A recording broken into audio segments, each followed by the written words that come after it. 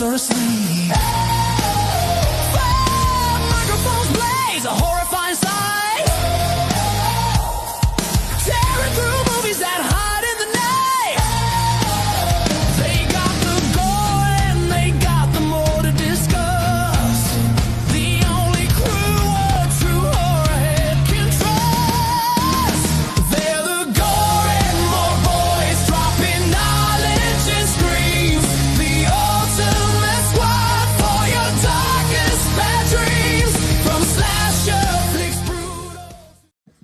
What is going on, Gorehounds? And welcome to another fantastic episode of the Gore More Podcast. I'm your not so mean, Fluff Master Supreme, Big Johnny D, bringing the shit show in. However, as you know, I don't bring the shit show in alone. For with me, as always, are my beloved horror homies. Starting it off with that Dark Lord knowledge, that Chad Daddy, all the way down from the Chattahoochee, Mr. Chad Crispin. What's up, bitches? We have the Dean of Deceased, the Duke of the Dead, the Royal of Rot, Mr. Steve Vasquez. Hola, amigos. ¿Cómo están? We do not have Bobby tonight because he ditched us to hang out with his family. No, that's cool. But No. We got it. He ditched us for a Burn. Taylor Swift concert. Taylor Swift. you know what? Sabrina Carpenter. I'm gonna straight up say, dude. I was like, I already told you, Chad. I was hoping he'd be like Limp Bizkit concert. I'm like, bro, totally, I get Yeah, it. yeah, I would understand, 100%, dude. I would send a video from the show, but no, he's going. His brother bought him and his family tickets, dude. So I hope they're all enjoying themselves. I believe they're at a Sammy Hagar concert. Sammy Hagar, yes. All right, so Sammy hope, Hagar. hope they're enjoying it. But because Bob is not here, we have in the guest seat again. Thank you once again for showing up at the spur of the moment. But we have our dedicated MC. We like to call him that Mr. Mean Gene Smith. Hello, all. What's up, buddy? Thank you for being back with us. Howdy, homie. brother. Thank you for filling in the spot. I hope they play Dick in the Dirt for him. All right, you know what? That's a great Like Sammy Hagar song. Likewise. I don't think I know that one. I like the title. That's all I'm going to go. All right. But yeah, today we are actually doing a Bobby pick. So that's fucking son So of a we're giving it a 0 for him not being Yeah, here. Nothing. He gets nothing Right off from the us. bat, He bombed himself. great movie, but it's a 0 for me. Yeah, no. Yeah, we are talking 2004's Dawn of the Dead. I will dare say maybe this movie and maybe one other one that I could think of. But this was a huge catalyst for the 2000s zombie boom. Mhm. This in 28 days later. I think this 28 was days the later. catalyst. I would say this in 28 Days Later. I would agree with that one. And I may even throw in Resident Evil. But Resident Evil to me felt a little bit more of its kind of own thing because it was still a video game. Yeah, I don't. This to me solidified a whole new genre of zombies for that decade, Yeah. like specifically. And what a fucking way to do it, too, man, because holy shit. And the only reason I kind of like tend off on 28 Days Later is because it's a virus. You know what I mean? Well, yeah, you know, or whatever. And that's something I want to bring up for sure because that is changing with the times. This is going to be all in this discussion of what we are talking about once again, which is 2004's Dawn of the Dead. And I'm sure, like you boys, very excited to talk about this movie, dude. I'm sure this is one we've seen multiple fucking times. I'm very eager to know I have a lot of questions for you boys, just in more so of like aging, things and that, all that good shit. We will get there for sure.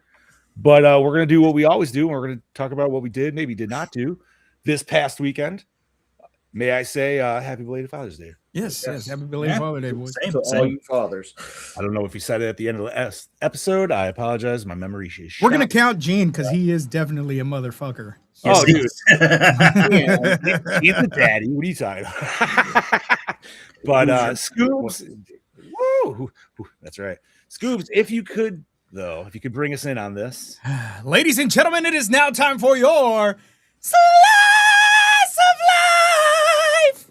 You know, Beautiful. I kind of wanted you to do it like Masters of the Universe Darkness style, like that tempo, but maybe next week, dude. I was playing that with Should Chad that with Kennedy. Richard Cheese style, actually, for this. Oh, Oh, I, Time you know for what? your Slice of Life. fuck that pussy, Bobby. Anyway, Bobby, you're a he's not pussy for even not being here. It's not fucking as funny. With him not- Lick my pussy, Bobby. That's right. Oh, that's what it is. That's what. Hey, Bobby. Oh, fuck. So, anyways, Chad, how was your weekend, bud? How was your Father's Day? You know, I gotta say, it was actually pretty fucking awesome. Awesome, dude. Yeah. So spent most of the weekend without the kids because my mother-in-law was off this weekend, and whenever she's off in the summertime, she likes to have the kids up there. They ride go-karts. Cameron can fish in the pond, stuff like that. So the kids have a good time. So they like spending time up there. So it started Friday. I was like, you know what? I could really, really go for steaks this weekend. And Steph's like, we'll get steaks. You know, we'll have that this weekend. All right, no problem. So we stop. We take the kids up. We get some nice T-bone steaks. On the way home, we stop at Riverside and get a couple of scratch-off tickets. I won $70 on a scratch-off tickets. The weekend was off to a good start. Instead of $7, so we took the money, bought some more tickets, and overall, over the weekend, our combined wins from all these fucking scratch-off. We kept winning over and over. We won like probably close to $110 on scratch-off tickets. I was gonna say, where's the third 7?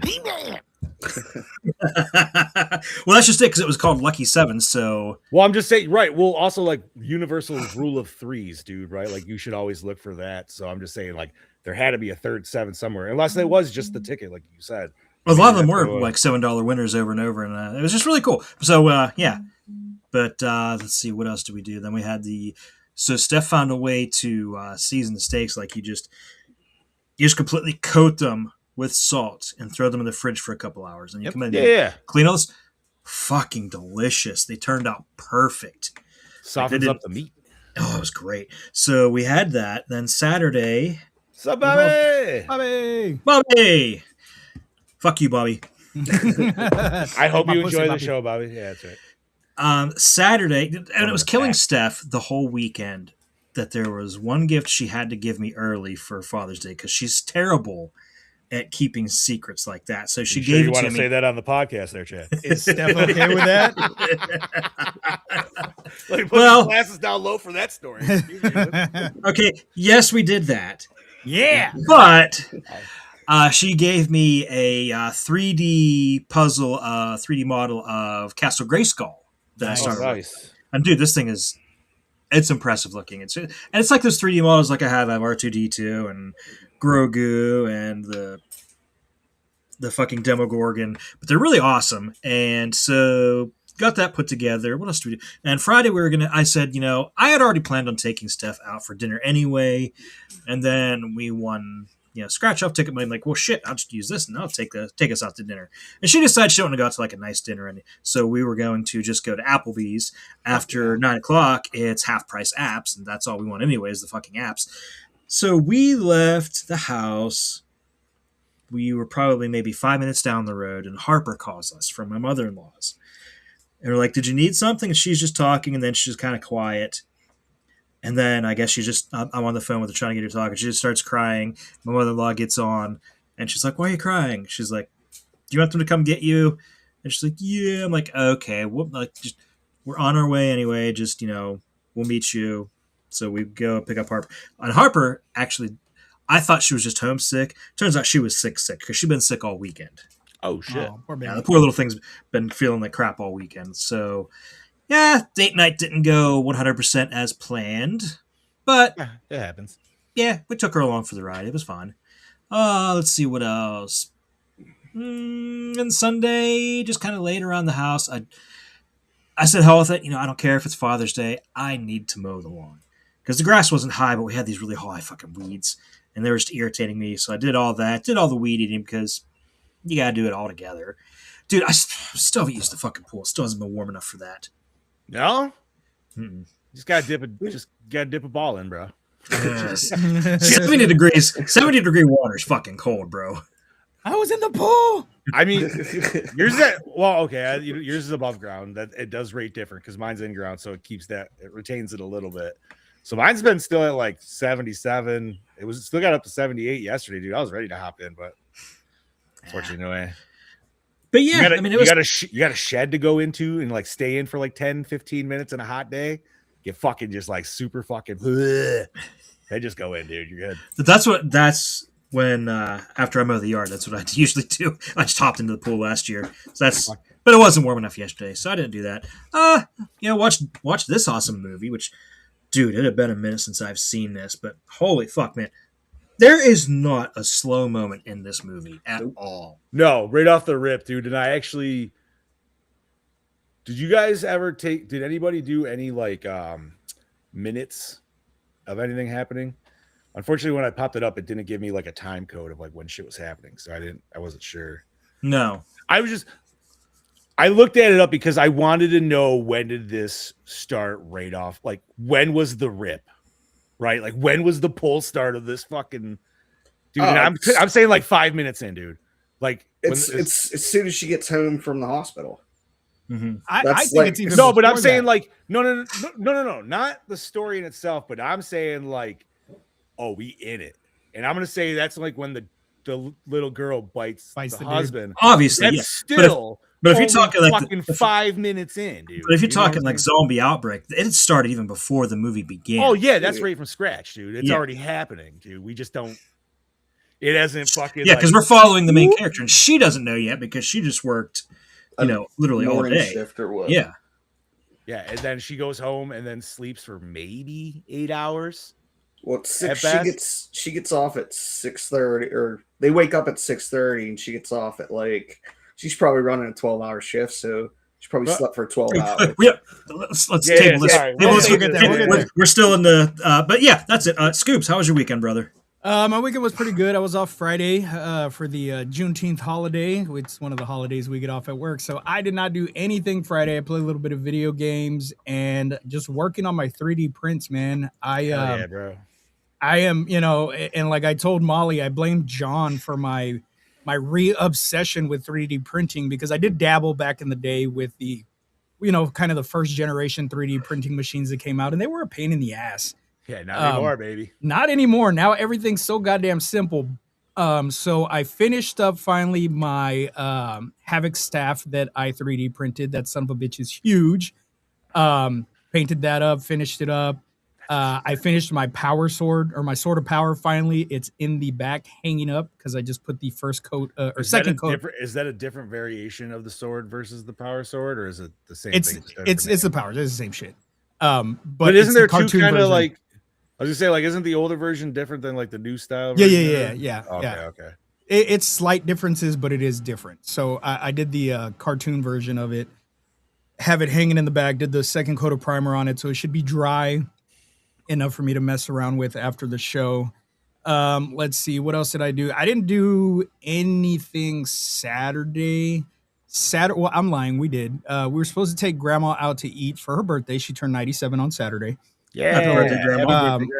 We were supposed to take her out to eat, but the weather was shit. It was thunderstorms again out of like nowhere. We're just randomly thunderstorms, so we weren't able to do that. So last minute, I decided I'm just going to run to the store and make a big old tray of enchiladas and let everybody come over and eat. So that's what I did. I made rice, beans, enchiladas.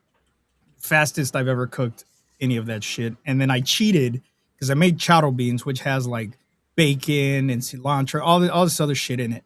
And I bought canned versions of it and then just added my own shit to it. Dude, you couldn't even tell. Like, you could not tell that they were not homemade. So finally fucking perfected Mexican rice. That is the one thing that I always fuck up, and it was absolutely fucking perfect. Nothing burned, nothing dry. Everything was fucking perfect. So I was really glad that she enjoyed it. She enjoyed having people over at the house, because she really doesn't get to see much of the family. But we did get some sad news that her youngest sister, I say youngest sister, she's 91. She just turned 91. She's in the hospital. She is on her deathbed right now. So that kind of put a damper on the weekend. We weren't sure if she was going to make it through the night, Saturday night, but here we are Monday and she's still kicking. So that's a plus. Yesterday, I didn't do much, man. Mel just kind of let me hang out around the house and not do anything. Anytime I was like, oh, I'll get the baby. She's like, no, I got it. I'm going to make me something to eat. No, I got it. What do you want? So she totally 100% catered to me yesterday and just kind of let me veg out. We did play a little bit of Helldivers yesterday. Yeah, we did. Nice. But that was pretty much it. And somebody was missing in action this weekend. Gene. What? He played with us last I night. played last night. Oh shit! Yeah, that's right. Yeah, and then we got to play. I was thinking the other night when Bobby was there. That was Friday night. Friday night we did get to play some it. I did play a little bit of Phasmophobia with everybody. It was Bob, Steph, Chad. We hit up some Phasmophobia, then we hopped off, did some Helldivers. I did finish painting my 3D printed Skeletor bust. Love it. Thank you. It was a bitch to Very paint. nice, dude. I don't know that I'll ever fucking print another one, and if I do, I don't know if I'm gonna paint it because I think the painting is therapeutic, dude. Like, it is, but I like it. But I get shaky hands sometimes. Not like fucking like I got Parkinson's or anything, but Smoke a little it's I guess it's the ADD that just when I'm trying to get those fine lines, I'm like, God damn it, and I'm like, you know what? Mm-hmm. It's fine. I'll just go back with the main color but and this paint is over a shooting it. hand. Yeah. Oh, and a part did go out on my 3D printer. Friday, a part went out. The extruder went out on it, and it wasn't heating up properly, and it wasn't holding temperature. So it would get to like 236 when I was doing the calibration. It's supposed to get up to 280. It was stalling at 236. So I went to the FlashForge website. I did all the troubleshooting, and I said, if none of this works, replace this part. So I ordered it on Amazon. It came in on Saturday. I sat there and I stared at it when Mel went to work. And I was like, no, I won't be able to concentrate. And if I put something back wrong and I fuck something up. So I did that yesterday, fired it up, and it's printing like it's brand new. I got something on the printer right now. I added a little camera to it so that I can watch. Is that why the Sword of Power wasn't printing right? That is exactly why it was not printing right, because it was not keeping temperature. And because it wasn't keeping temperature, when it was extruding the filament, it was knocking it over. So it just kept failing. I'm like, motherfucker. Now, question, man, have you done any like upgrades to it? No, I haven't done anything to it. It came upgraded. Like the lady had already done upgrades to it. So like, what do you have for like what? I don't want to like take up too much time. Like, so like, she has like a newer reel holder and shit on it. Yeah. Oh, it's got four fucking holders. Okay, so she did get the 4 upgrade. Yeah. So it's got the 4, and then it's got some like, because I guess like it clears off the filament when you want to change color. So there's a little slide in the back where all the little pieces, the poop chutes. So I got. No, you laugh, but that's what they call it. 3D she printed out this huge slide that goes down the back, and then it curves, and there's a big container on the side to catch everything. So have you been doing color changes? I have not yet. Look into your tower settings and do that, because that could save you on some poop. So you're not just doing that, and it'll just go to. And then what I've also seen is, instead of doing tower settings, you just pick something else you want to 3D print that you don't give a shit as multicolor, and then that way it's not a wasted print per se. So just thoughts. I did look into a filament like respooler. Dude, that thing's like $1,000. I was like, yeah, no, this is just going in the trash. There's smaller, cheaper. Yeah, dude, trust me, I look at that shit too, dude. Yeah, I was like, it's just going in the trash. Fuck that second month in, dude, once I made like so much scrap, I was like, well, this feels like an asshole thing, just throws away. Can I recycle this? And I looked into it, I'm like, well, I do have like 5 buddies around me that 3D print. Maybe if we all pitch in $200. Yeah. But so what this is John, we're gonna get there. This is this is Psycho Nerd. He is on the other podcast that I'm on, the Real Movie Critics. He's one of the co-hosts there. He also has his own shows and stuff. And so he's the other woman. He's one of the other women. Christopher Fanning that was here, or Josh Zodiac that was here. He's the other one. He's the home wrecker. They're the home wreckers, yes. So but I did realize that when I print, I use tree supports when I print. I don't know what kind of supports you use, John, when you do your prints. So, well, it all depends. I mostly use tree, but if there is very specific things where it's like right angles and shit, you want to use the other stuff. But so I use tree supports, and my container already has a fuck ton of tree supports in there. So what I'm going to do is I'm going to paint them up like trees, as little trees, and put them in my heat, like around Castle Grayskull, so that they look like make a diorama out of them. I wish I played like D&D, man, because the amount of this shit, I'm like, I can make the most badass fucking landscapes right now, dude. Yeah. And I have nothing to do with it because I fucking don't want to play D&D. Yeah. Oh, hey. I feel you. Scoops. Yo. Look what came today. Nice. Burn. Is that the vintage? That is. Nice. I still have them sitting in the box. I haven't taken them out the box yet. And just to top it off, Mel did get me some cool stuff. She got me like a little 3D printer. It's like a wooden box that has all the tools and stuff that I would ever need for anything. She also got me a little container for my paints, so that way I don't leave my brushes in the sink. It's got a little paint. It's like a paint washer. So now my next question is, are you going to print yourself an enclosure? I don't know, because I want to do it, but I don't know if I want to or not. Only because it's fine where it is, you know? Right. But I'm going to say why. For one, it will be a little quieter. And for two, it'll keep the dust out of there. And for three, if you ever want to fuck with ABS, that's what you got to do for heat. Yeah. So, and ABS is, you know, and you can make RC parts and shit. Well, my thought process on Gene's it like, is my thought process is if I want to do ABS, I can just throw that bitch in the garage. I mean, yeah, just don't let the, you know, maybe like stuff a towel at the bottom of the door. You know, and we have air filters and shit throughout the house and stuff, so I'm not worried about dust or anything. But yeah, man, that was pretty much it. Gene, what about you, buddy? I'm like the most boring person ever. So I'll be quick. Just outside work, clean, wax car, turn the boost up, went for a drive, came home, played Helldivers with you guys, watched this fucking movie and a couple other ones. Although, you know, I get in those tangents where I watch like 80s Tubi horror films for hours on end, and I'm just like, what the fuck is this weird shit? But the one I was talking about, Dead Kids, you got to check it out. It's weird. But Tubi? I will check it out. I know Brody and TJ were huge fans of that one. It's weird. We talked about it a lot. It's weird, but interesting nonetheless, and it's free. All right. But is it better than Bloody Birthday? No, not in my opinion. Oh, Chad. Yo. Did you watch Team America? Oh, shit, I forgot about it now. Damn it. All right, never mind. Nah. But other than that, nothing. John. I didn't do too much this weekend.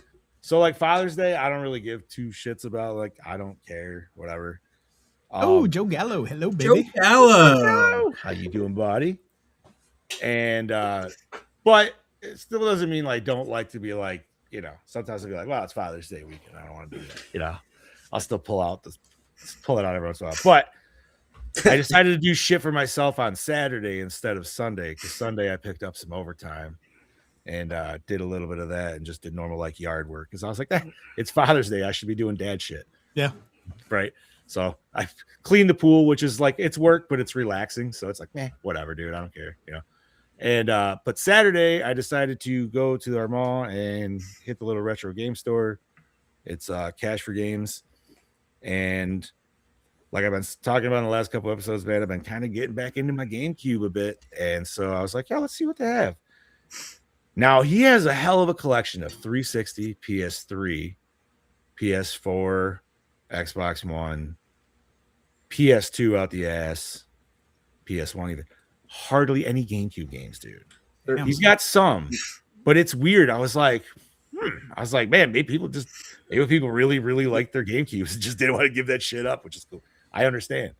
But he did have he had some that he also didn't like look through yet. So he's like, you can take a look at these, and if you want one, I'll clean it up and make sure it works and blah, blah. So I was looking through and ended up picking up Tony Hawk Underground 2. Never played it. I had the first one, played the first Underground religiously, to the point where me and my buddy were just battling back and forth, and nobody else in our friend group ever wanted to play us because they were like, you don't make the game fun. It's like, fuck off, dude. It's like, but yeah, so I got this, dude, and started playing it, and wow, what a timepiece. Let me fucking say, dude. Almost kind of fitting that we're watching a 2004, talking about 2004 movie tonight because this shit, man, it is literally a game where you are Team Tony Hawk versus Team Bam Margera. And fucking dude, Phil is even on Bam's team. He's kidnapped in the van and in his boxers. And then and I'm like, this is the era, bro. This is like full on Jackass, full on Bam Margera like hype. And I'm gonna enjoy the fuck out of this, dude. Like, wow.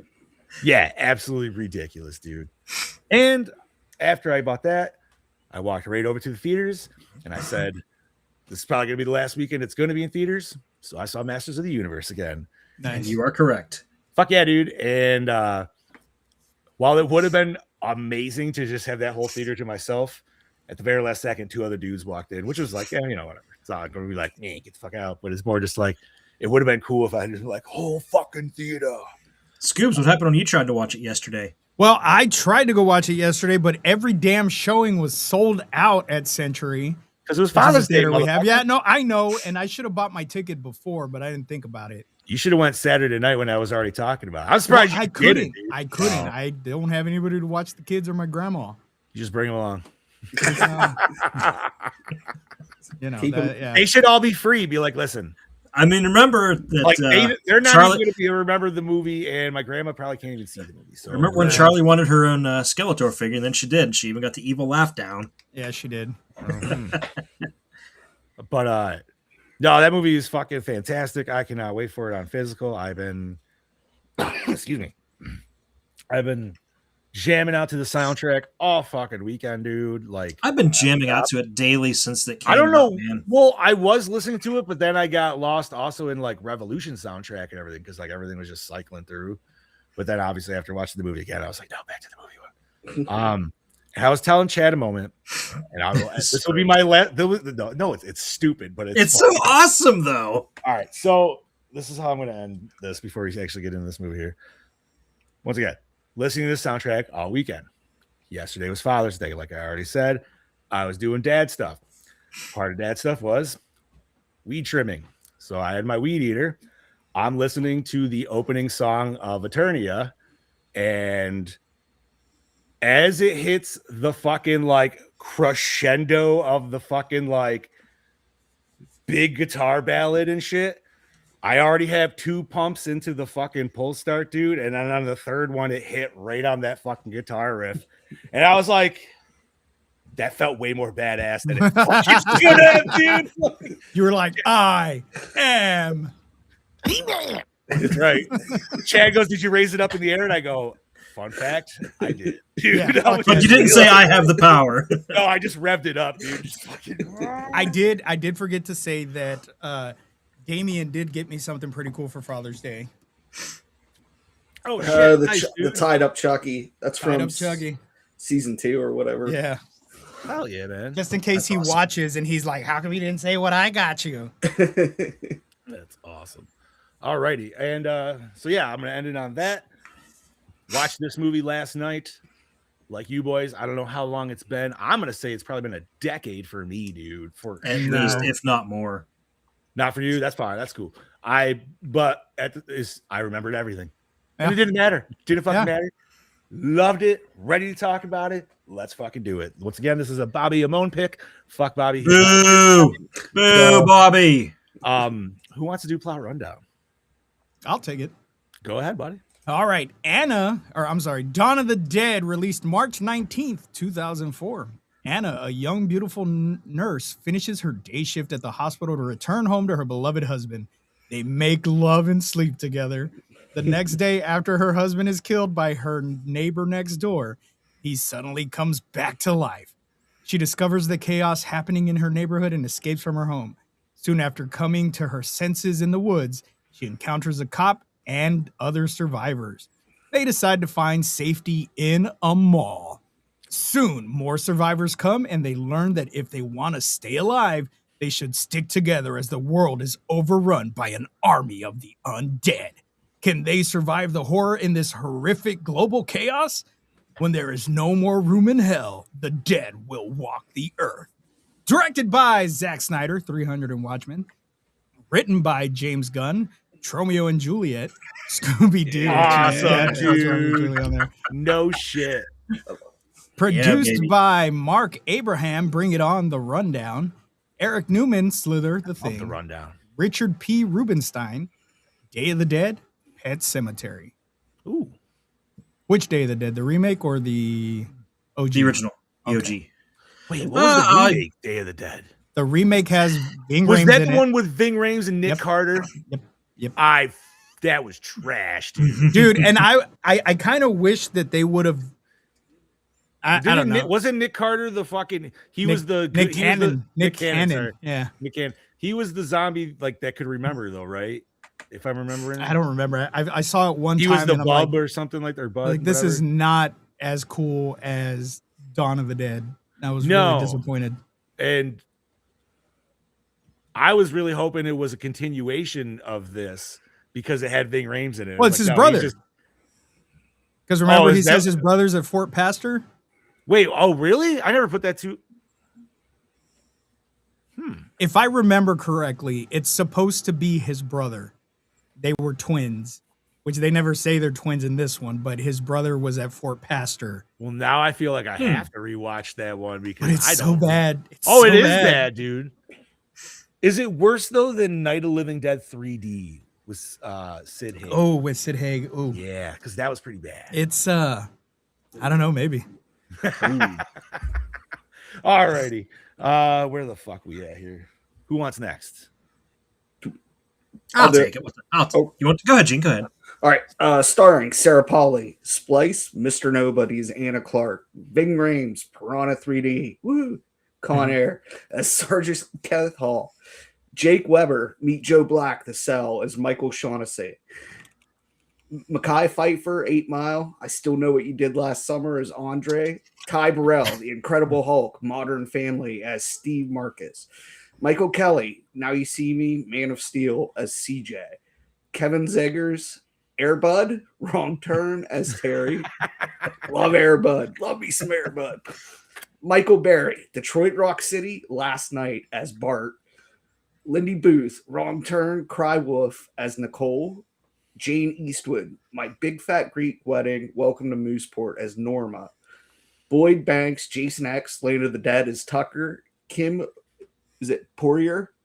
I don't know either. Sounds good. Sounds good. Paradise Falls as Monica. I don't know what the body count is because I forgot to count it because I was too busy enjoying the fucking movie. It's a lot. It's a lot. Everyone. Okay, I was mistaken. It does not. It's not his brother in that one. It's just a random new character, right? Yeah. It's Captain Rhodes, and then this one's Kenneth Hall. So, but that's stupid. They had a fucking great opportunity to at least tie it in. That's why it was bad, dude. That actually would have been smart, Scoops. They were just like, hey, let's reuse one of the coolest characters from the last one. But for namesake. But spoiler alert, nobody lived. Well, that's if you watch actually the whole fucking credits. But if you are one of those people that get up as soon as the credits are like, oh, credits, out of here. They lived around it. Yep. Happy Monday, Molly. Hey, happy Monday. Yeah. That was the best part of actually seeing He-Man. I got to see all 3 end credits this time. Yeah, boy. About them. I didn't miss the last one. I was like, yeah. So, music by Tyler Bates, Doomsday, Watchmen, cinematography by Matthew F. Leonetti, Poltergeist, Santa's Sleigh, one of our favorites. Fuck yeah, dude. Edited by Niven Howie, Resident Evil Extinction, The Hitchhiker's Guide to the Galaxy. Effects and makeup by David Leroy Anderson, The Cabin in the Woods, Men in Black. Distributed by Universal Pictures, runtime of 100 midgets, rated R, or unrated for the extended cut. Budget of 26 mil, grossed 102.3 mil. It was a pretty big success. Dude, it was, man. And it's one of those movies that I can put on over and over and over again and not be tired of it. Nope.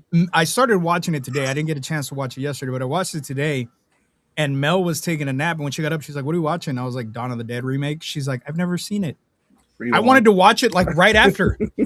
I might throw it on tonight when we get done because I don't mind rewatching it. Man, she's never seen it? Yeah. Bro, so you're just gonna be watching her watch it. Yeah, pretty much. Time, the way fine. it was when we went to go watch He-Man. She didn't even pay attention to the movie. She was just watching it for my reaction. Yep. Which is fine, dude. Like sometimes that's what we do, man, right? Like Yeah. if you I tend to really despise remakes, like despise them. This, not that it's better than the original, but Right. I'm just going to say that it is.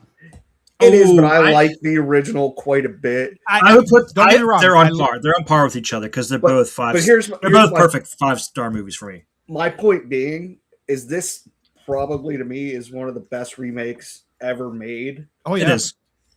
Like, Yeah, no, you're not regardless wrong, of genre or whatever. It's this is so the best good. movie Zack Snyder's made. Yes. Yep. I mean, I love 300, dude. As much as no, 300's great. Don't get me wrong. I love 300 also. But I think this movie is his strongest film. And it's one of, like I said, it's one of those movies I can watch over and over again. Mhm. For me personally, I think it's better than the OG because I've never wanted to immediately rewatch the OG after I've gotten done watching it. Steve, I'm with you, but I think that's because our brains can't deal with the slow pacing of the original in comparison to where this one's just like, I get that. I get that. you know what I mean? Like it's just non-stop. And this one's dude. scary, man. To me, I remember watching Oh, this bro, as in a theaters. fat man, this one's Yes, terrifying. exactly. 2004 Scuba. We are not surviving Died that immediately. apocalypse. Nope. This Yep. one, I'm making it 5 minutes. yeah, exactly. I'm not making it out the fucking opening scene. Right? I might just I'm off one of those- myself, dude. Just call it a day. Like, I'm one of you know those what? people that got bit in the first fucking run and is in the hospital already that you never fucking see. But I remember watching this in the theaters and I was like, holy fuck. The fast zombie always scares the shit out of me. I can out fucking run. I can outwalk Romero zombies any fucking day of the week. It's fast zombies and honestly Return of the Living Well, that's what I'm saying. zombies because This- those motherfuckers are just Well, they're they're those are intelligent. those yeah, are those are intelligent that's zombies. Those just are practically deadites. Yeah, yeah, on that ghouls level. almost yeah. But from the start, man, this movie, there's nothing boring about this movie at all. From the hell no, very dude. get-go, when it starts, you see that orange and black skull, and then it turns into a damn X-ray. You're like, okay, cool. And then if you're paying attention to the shit that's going on in the hospital, there's already people that have been bitten. Patients coming in. And patients are coming in. The ambulance crew's already working hard. There's stuff going on in the radios in the background that you don't quite hear all of. Yep. And so we get to Thank you, subtitles. yeah. We get to her house and we meet her husband, who does not last very long in the fucking movie. No, but you know what? I like how they already give you, and even though it's tropey, I don't give a shit. They already paint him as a nice guy. They're a loving couple. Yeah, And it does it very fast. You already kind of feel for him when it like, you know what I mean? You're like, what are they watching? Dancing with the Stars or some shit like that? Yeah, Or something singing It was, that? I thought it was like American Idol or something. Or, yeah, one of those, yeah, because he Something had like a that. great voice. She said the guy had a great voice. Oh or yeah, whatever. so Yeah. So, given the time, it's definitely American Idol. and I will say the absolute, it's terrifying to me still. I almost booted the shit out of Samara one time because when she was younger, she was watching it with me earlier. She's like, "Oh my god, I remember watching this with you when I was a kid." I'm like, "Yeah, like you used to watch it all the time. Like you loved this movie when you were a kid." It was The Labyrinth, Little Mermaid, and Dawn of the Dead. She would watch these movies fucking perfect trio. What a trifecta. and anytime I would be watching this, little fucking baby Sam would come sit next to me and watch this shit. At the I would always say forward through the sex scene or just let it roll. Well, she would always come in after the fact. Like it never, like she never caught that part. Huh. But she would always come in, and it never fucking failed. She would always come in where the little girl hops up. She taught herself how to do that shit. Oh, So one morning, I'm half Not asleep. the beginning sex scene. I'm talking in the middle, like in the middle. I don't think she ever paid attention to that by that point. I don't fucking know. It's been fucking years, but I'm pretty sure I covered her eyes. You're But just like you. Whoop. yeah. But she would teach herself. She taught herself how to do that jump, dude, and she did it perfect. I'm like, holy shit, stop doing that. That's scary. So she would do it and then come running at me like she was a zombie, and we would play around like that. And That's fucking hilarious, dude. one morning, I was half asleep. She was already awake, trying to wake me up. I opened my eyes and she did the hop up. Boy, I almost fucking kicked her in her face. It scared the shit out of me. I was like, stop it. Oh my God, you're going to give me a fucking heart attack. So, and all right. So as having kids, we've all experienced the kid standing right over you, waking you up. Just like, what the fuck, dude? Right. So I'm right there with you, Scoops. My kid, who is a blonde small child at that time, literally did that, dude, silhouetted in the doorway. And I fucking like, my body went into fucking action mode. And then I was just like, oh shit, no. Like, what the fuck? It's my kid. It's my kid. It's fine. And you know what's funny? She actually started watching this with us yesterday. So she got to see that. And I was like, and when she watched that scene, I was like, you know, because of that scene, you used to scare the fuck out of me. Like, about 8 years ago. And she's like, really? I was like, yeah. I was like, because you're about that fucking size, always just creeping in the doorway while we were trying to sleep.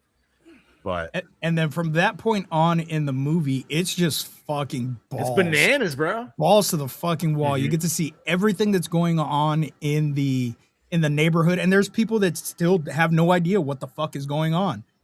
And dude, that dude getting hit by the ambulance. That's cool. Wow. Startling. Like, very. When the husband's just chasing her down the road, and then all of a sudden he turns and sees some other lady, and like, you know what, man? That I don't think I even caught that till like my second or third watch, because I'm just like fucking taking in so much that first time, because there's so much shit happening, bro. Yeah. And she finally gets fucking helicopters flying out of the fucking sky and shit, dude. Well, like, did you see the helicopter that was flying? Yeah. Isn't it the news helicopter from the OG original? Yeah. Same colors and everything. I was looking for my badge because when I went to Monroeville for Steel City Con, I bought the fucking news badge. I couldn't find it. I don't know what the fuck I did with them. You're correct. That was actually in one of my show notes. Oh, or behind the scenes.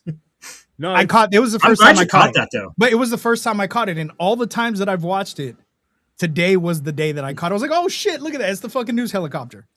But no, man, I wish I had the time code, because I really say that, like, the moment that little girl bites him, that it's got to be not even. It can't be more than 10. It's got to be under 10. That's what I'm thinking. 10 like, or under. And it doesn't. Even in the slower parts, when it finally, like, I don't think we truly catch our breath until like we're at the mall and they've already been like JT's already grabbed them and shit like that, or whatever his name is. I don't think you get to catch your breath until when they get the second batch of survivors. Yeah, they're all sitting around. Oh, see, I was thinking about fun and stuff. Oh, see, I would say the first catch your breath moment to realize what the fuck is happening is that moment I was saying where they're sitting there and they watch the Savini newscast. Mm-hmm. Like, I'm not saying it's not to take in, but there's no real action going on. Like, now we're sitting with this and we're listening to like what the fuck is actually happening. Marley, to answer your question, yes, this has the Richard Cheese Down with the Sickness. Yes. It does.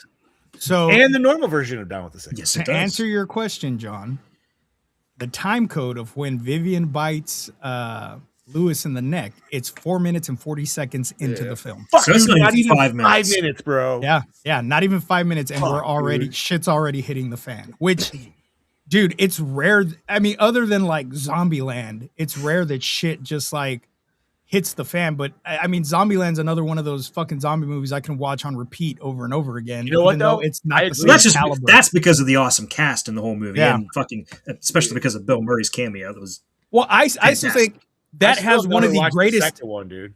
It's okay. It's enjoyable. It's I not felt as like good it as the came first way one. too far after the time. It was better than the TV show. I tell you that much. There was a TV show TV was show? ass. Yeah, it came out on Prime. I think it was bad. It's fucking horrible.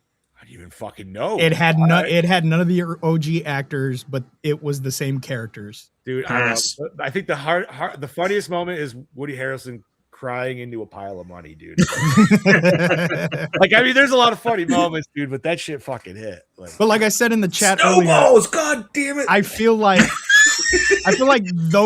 these two movies, Zombieland and Dawn of the Dead, could exist at the same time. It's just different perspectives of and the Shaun zombie of the Dead. Shit. Yeah, and Shaun of the Dead too. Well, yeah, but no, Shaun of the Dead that's slow slow. movies. Yeah, they're slow. Yeah. God, I love Shaun of the Dead. I haven't watched that in a minute. Ed, kill the queen. But no, this movie, man, it like we said, it's balls to the wall. It's a fresh take on something that we already love. Oh yeah, And dude, it's not like zombies hasn't been fucking used for fucking decades at this point. Where and it's it's one of those remakes that doesn't just doesn't rehash everything from the original and keep it, doesn't scene shit for on scene, the first one at all. and it doesn't completely change I mean, it does change everything. But it uses the ground notes of like, yes, hey, yes, which is what a remake should do. I can't think of another remake that is, like I said, to me, better than the original. The Blob. Evil Dead. No. All right, okay, yeah, Evil Dead. I'll give you that. Wait, what are you talking? Like Evil Dead versus Evil Dead 2 or Evil Dead? Evil Dead 2013 versus Evil Dead 2013 is better than the original. Yeah. But not Evil Dead 2. I think it's on par with Evil Dead 2. Evil Dead 2. I'm just saying, like, in terms of thinking of like what a reboot should do or a remake should do and like how it should do it. This, and I would put Evil Dead 2013 at like top tier of like, this is what you do. Well, see, and in that sense, Evil Dead remake isn't a remake; it's a reboot because it's rebooting the entire franchise. But this could essentially do the same thing, right? Like it took ground notes. You have survivors at a mall. There you go. That's what you need. Yep. You have kids at a cabin. There you fucking go. Right? Like it's ground. And go with it. I love the group of survivors in this movie, man. Everybody has their own personality. They're all different from each other. Even Steve, who's a dick. Dude, I love Steve, dude. Okay. I love Ty Burrell. Ty Burrell. Anybody watch Modern Family? It was hard to hate him. Yes. Okay, because watching Modern Family, I'm just like, bro, no. But I mean, of course, I saw him in this first before he was ever on Modern Family. Same, dude. And when I first saw this, I was like, if they ever did a remake of Evil Dead, I could see him kind of playing Ash a little bit. He's got the face. He's got the face for it, kind of. But, see him in Modern Family and stuff. But even though his character's a dick. Phil? Oh, yeah, that's nice. That's Phil. No, she's saying your name, Phil. But everybody in this movie, except for the one girl I can't stand. The redhead? The redhead. I can't stand her. Everything goes to shit because of her. It's her fault. I'll do this rant now because I already gave it to Chad a little bit just because like I needed to say it. But yeah, fuck her. I would have let her die. The only reason they really even still needed, like, they didn't have to go over and save her, right? They did still. Correct. They still needed to get over there to get to the guns. What's up, Mr. Brody Kane? How you doing, Brody? So, like, while it sucks because she rushed their plan and obviously people got fucked because of it, that dog was fine. Mm-hmm. That dog walked through that entire dog was in no danger crowd. Well, and was good to go. But here's the thing. Here's where Ving Rhames fucked up. He's like, oh my God, they got him. They got him. Not specifying that the zombies didn't get the dog. He would have just said, not chips. They got in the building.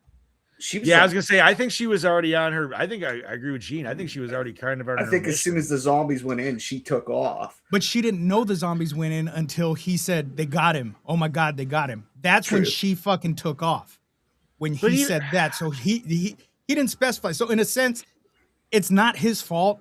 It's her fault for going after the fucking dog. I feel like still. I don't. I think she was already I think she had to have been at least already on her way to the truck and when. Shortly after the dog even hit the ground, just simply because of how much they're on the third floor. She, I think Scoop's right because she was using the binoculars and she gives them back to Rhames, and that's when he sees the door get caught by that zombie, and he was like, "Oh fuck!" But even still, why would she assume he's talking about the dog when they clearly are trying to go over and rescue that dude? I don't know, but also another point. She got over there pretty fucking easy in that car, in that fucking cargo truck. With no battering rams, no razor. Yeah, no battering ram, no nothing. She got over there pretty fucking easy. They should have just done that from the fucking get-go. Back the truck up to the fucking door, load the shit up, get Andy there safely. There's a lot of shit that I'm like, Listen, but I know it's needed for the movie. It's needed for the movie because we you know what? lose the badass character. I'm going to tell you right now. Let's rewind it back just a little bit. First moment that I was just like, no, is I am not bringing fat bitch in a fucking wheelchair with a fucking literally pound of meat bit out of her arm.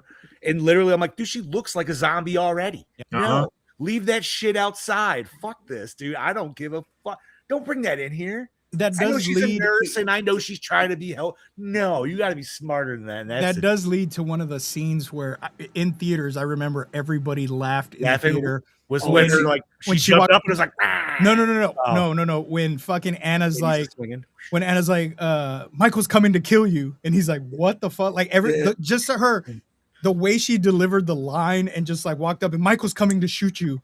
Everybody in the theater fucking laughed. Like I don't know why that sticks out to me, but I remember everybody laughing in the theater at the way she said it. I mean, well, I understand. Like they were right though. No, like, they were 100%. Like, yeah, okay, dude. I understand, morality and shit aside, but like you have to in this situation, you have to be in 100% survival mode, right? And that, I mean, they still waited, and I'm not saying you couldn't do that, but that's going to happen either fucking way, dude. Like we're taking you out before you turn. We're not like fuck that shit. I would do it to myself, dude. If I knew I was going to turn, I'm like, just give me a fucking thing, dude. I'll say my goodbyes. Like Michael at the end. Yeah, 100%. Which I will say that one hit me a little bit. That one hurt. Like nobody else, I was like, it's fine. But that one, because he was the good dude the whole way, man. You know what I mean? Yeah, he was. But I felt for him. I felt for him when he's talking about his jobs. And they're like, oh, what job were you best at? And he's like, I know what I was worst at being a husband. And oh, hell yeah. And then he says the best job he was at was being a dad. And I'm like, oh fuck, that means he had a kid that died. Yeah, like the way he hesitated and said it quietly, he had to watch at least whatever kid, if not more, die. Yeah. Like that happened.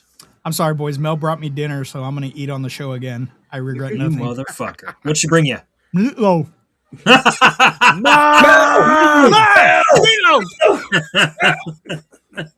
want some meatloaf? I'll get you some meatloaf. But no, man, this movie's a ride. It's just it's a ride. There's moments where it's like, dude, I feel like even if you're not a person that usually talks at the screen, you might be yelling at the fucking screen. Yes. Like, okay. Pregnant Russian lady. It's like, bro, Luda. You know your fucking bit. And like, I get it. And her husband, man, like, I get that he's sad and shit, but it's like, bro, what are you gonna do with a zombie baby? And I never noticed. What are you gonna do with a zombie baby, man? And I never noticed until today too, when they're running away from the fountain, she pulls her sleeve down. Yeah, I never paid attention to that. Never paid attention to that shit. Really?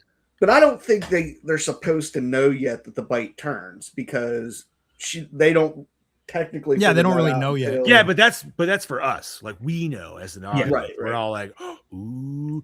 But then it's good though because then they do the thing with Ving Rhames where he hits his arm too. So now he's also that made Steph question. She's like, is he gonna turn too? Like I didn't say anything. Like she keeps asking these questions. Can I just say, I don't care how that looks still, that shit still makes me wince. I don't know why, dude. I think it's because like that is something that I think we all have like kind of experienced or like could feel mentally, right? It's just like that kind of fucking impact against your forearm. That dull slice that you don't really feel until after. Yeah, and it's just a fucking chunk like scrape, dude. That does leave me to question because he is in the fountain when Anna shoots the zombie. And you see his blood in the water, and he's in the water as well. So, I mean, you would assume that if it's a virus, that he's got that open wound, and so I guess it's not transmitted through the blood; it's just the bite. But that's technically what zombie scratches are supposed to be. Yeah, I mean, maybe they're not transferred by blood; they're transferred by bite. The saliva or the scratch, yeah. So that's what made it. It's only until like 28 days later where they changed it into it's like 1 drop of blood into your system. But even that, like, that's the argument of like those aren't zombies, right? Like they're infected. But I'm glad you did bring that up because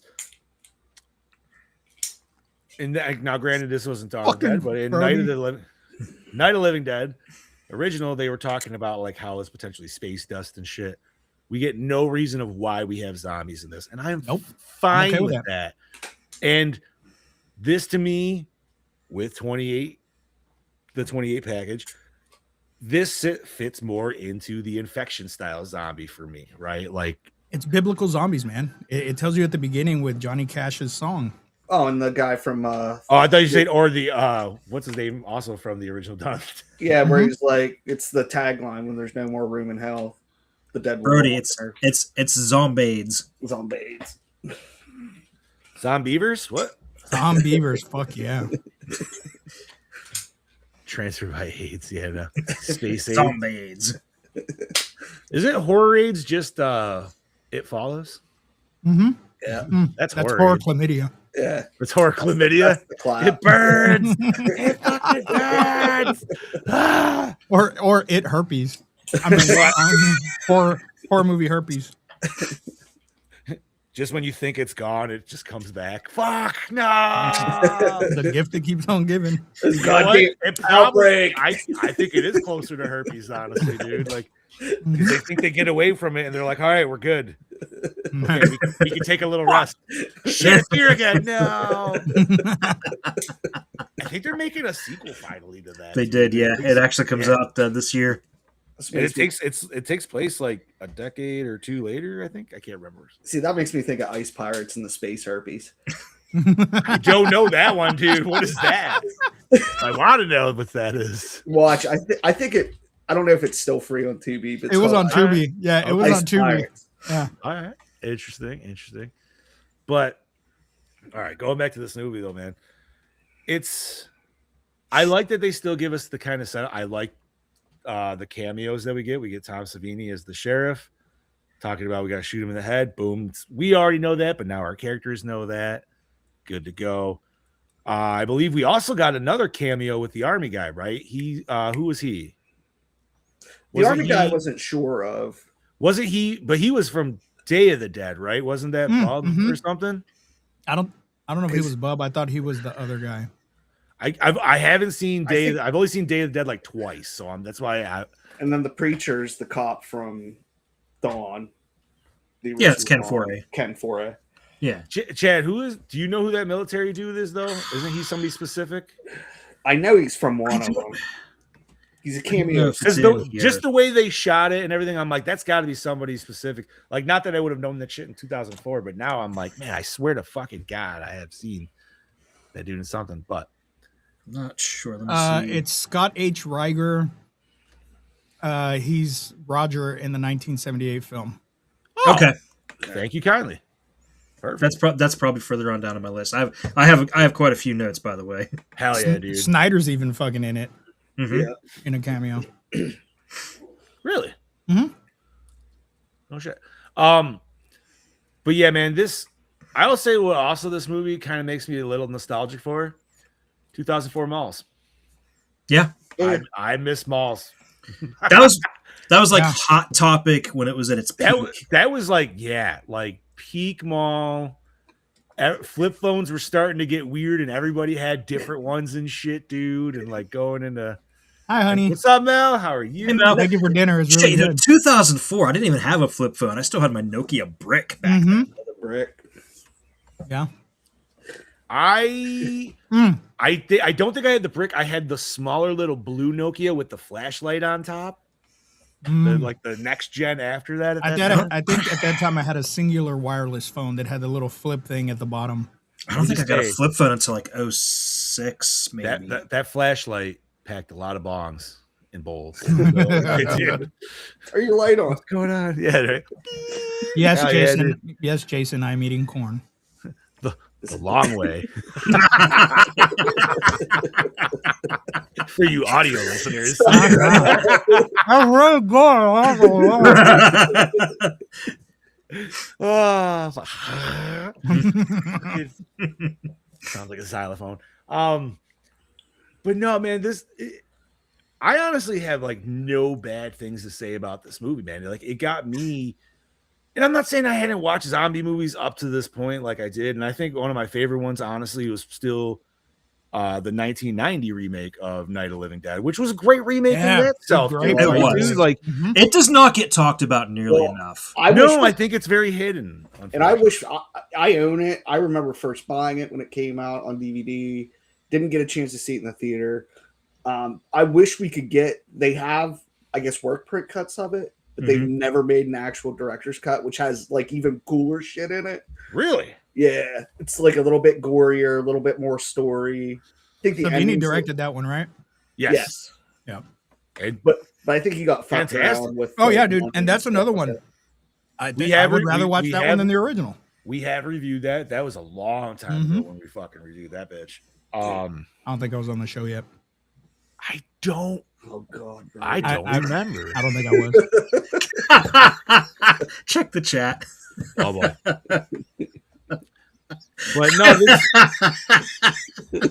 Oh god, do I need to know?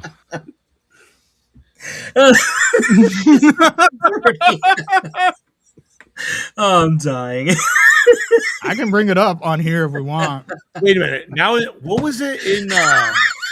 What was it in Zombieland? Wasn't it a gas station cheeseburger? It was. I don't think it traces it back. No, it says it. Yeah, it's like he says it right in the like that. beginning.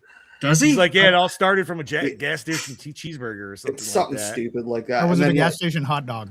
It was gas station food in it because I remember. I think it shows like the microwave go off and the dude was getting it, and then it like scene cuts to another like. I that's why I like Cooties is because of the chicken nugget. Cooties is great, dude.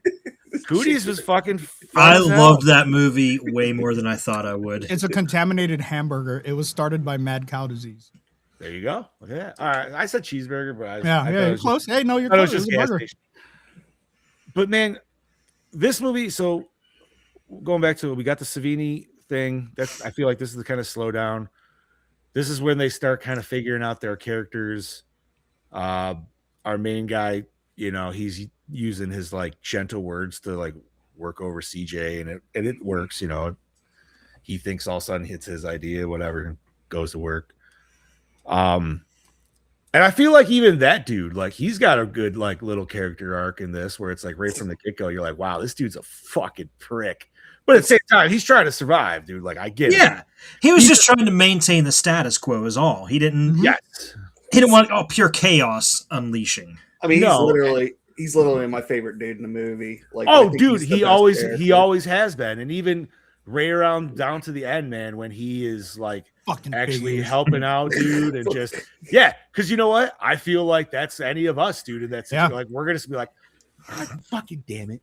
Like, he's got some of the best. I'm lines gonna go out, but I'm gonna yes, he does. Like I'm gonna go out, but I'm gonna bitch about it. When they're in the fucking elevator after being chased by that horde of zombies. I love this song. I love this song. I'm all out of love. Right, so he gives those nice little comedic breaks, dude. He's got his two little like underlings, which the one dude is just a straight fucking little prick. But he was. What's his name? He was fodder, so whatever. Yeah, and the other kid, Michael Kelly, dude, I loved him in. I don't know if you guys watch House of Cards, but he was like my favorite character in House of Cards too. I do not. But it was awesome. But the third kid, he's all right. He's a young kid trying to do his good thing. But let me just say, also fuck this kid too, because this kid does some stupid shit, all in the mindset of trying to get some pussy. You're talking the youngest security kid, Gotcha. The rookie. That dude sees that red-haired girl, and it was just like, bro, he had the fucking horse race things on it. I mean, at that age, I would have been him too. Listen, because the world is ending, and there's a hot piece of ass that's like, I'm not saying I don't understand it. I'm just saying, he was peeping on Sarah Pauly when she was changing too. I mean, yo, I would monitor. Guys, I just want to say right now, can we please have a moment of silence for the fat girl that works at Dairy Queen? Yo, that sucks too. Yeah, I fucking love that dude. That is some. She That is came over some at night. I'd be tapping that. See, to me, that is some also like great 2004 fucking just like that is right back in that era right there, dude. Fat, thick, and fucking oh man. But it goes from the rip, dude. They they start putting the signs on the roof, which I believe that is from the original as well. Hello, puppers. How are you? Well, they put the SOS, I think.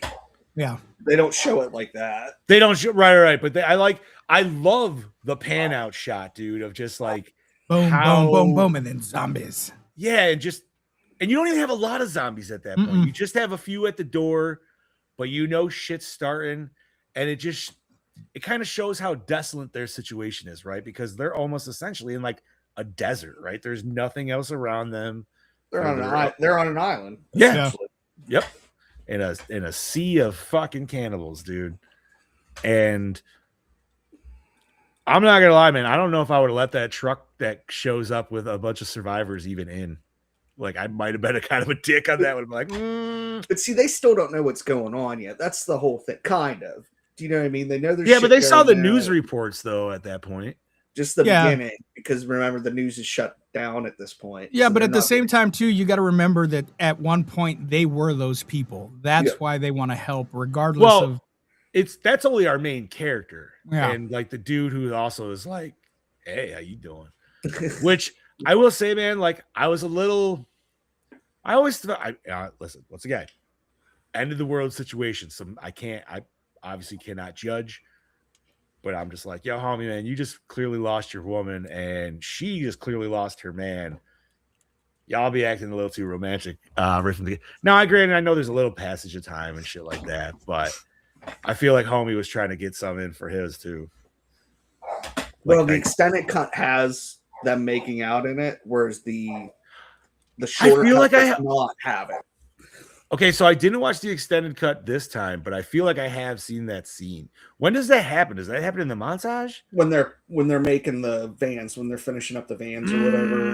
Okay. I will say the vans, awesome. Yes, we got some total A-team action going on. Yeah, dude, love the. That's what she played while they were fucking doing the montage. That was this movie's version of the lock and load scene of like every other movie. Yep. But every zombie movie needs a build scene. It's gotta have it, man. Yeah, I mean this is the chainsaw for Evil Dead, right? Like you just or the Death Coaster in Army of Darkness. Or the quad shotgun in Phantasm. And I will say Nicole was the most worthless fucking one in that whole goddamn fucking build montage because she was just let me see your teeth. Thank you. Another reason why that character sucks because she didn't even fucking help.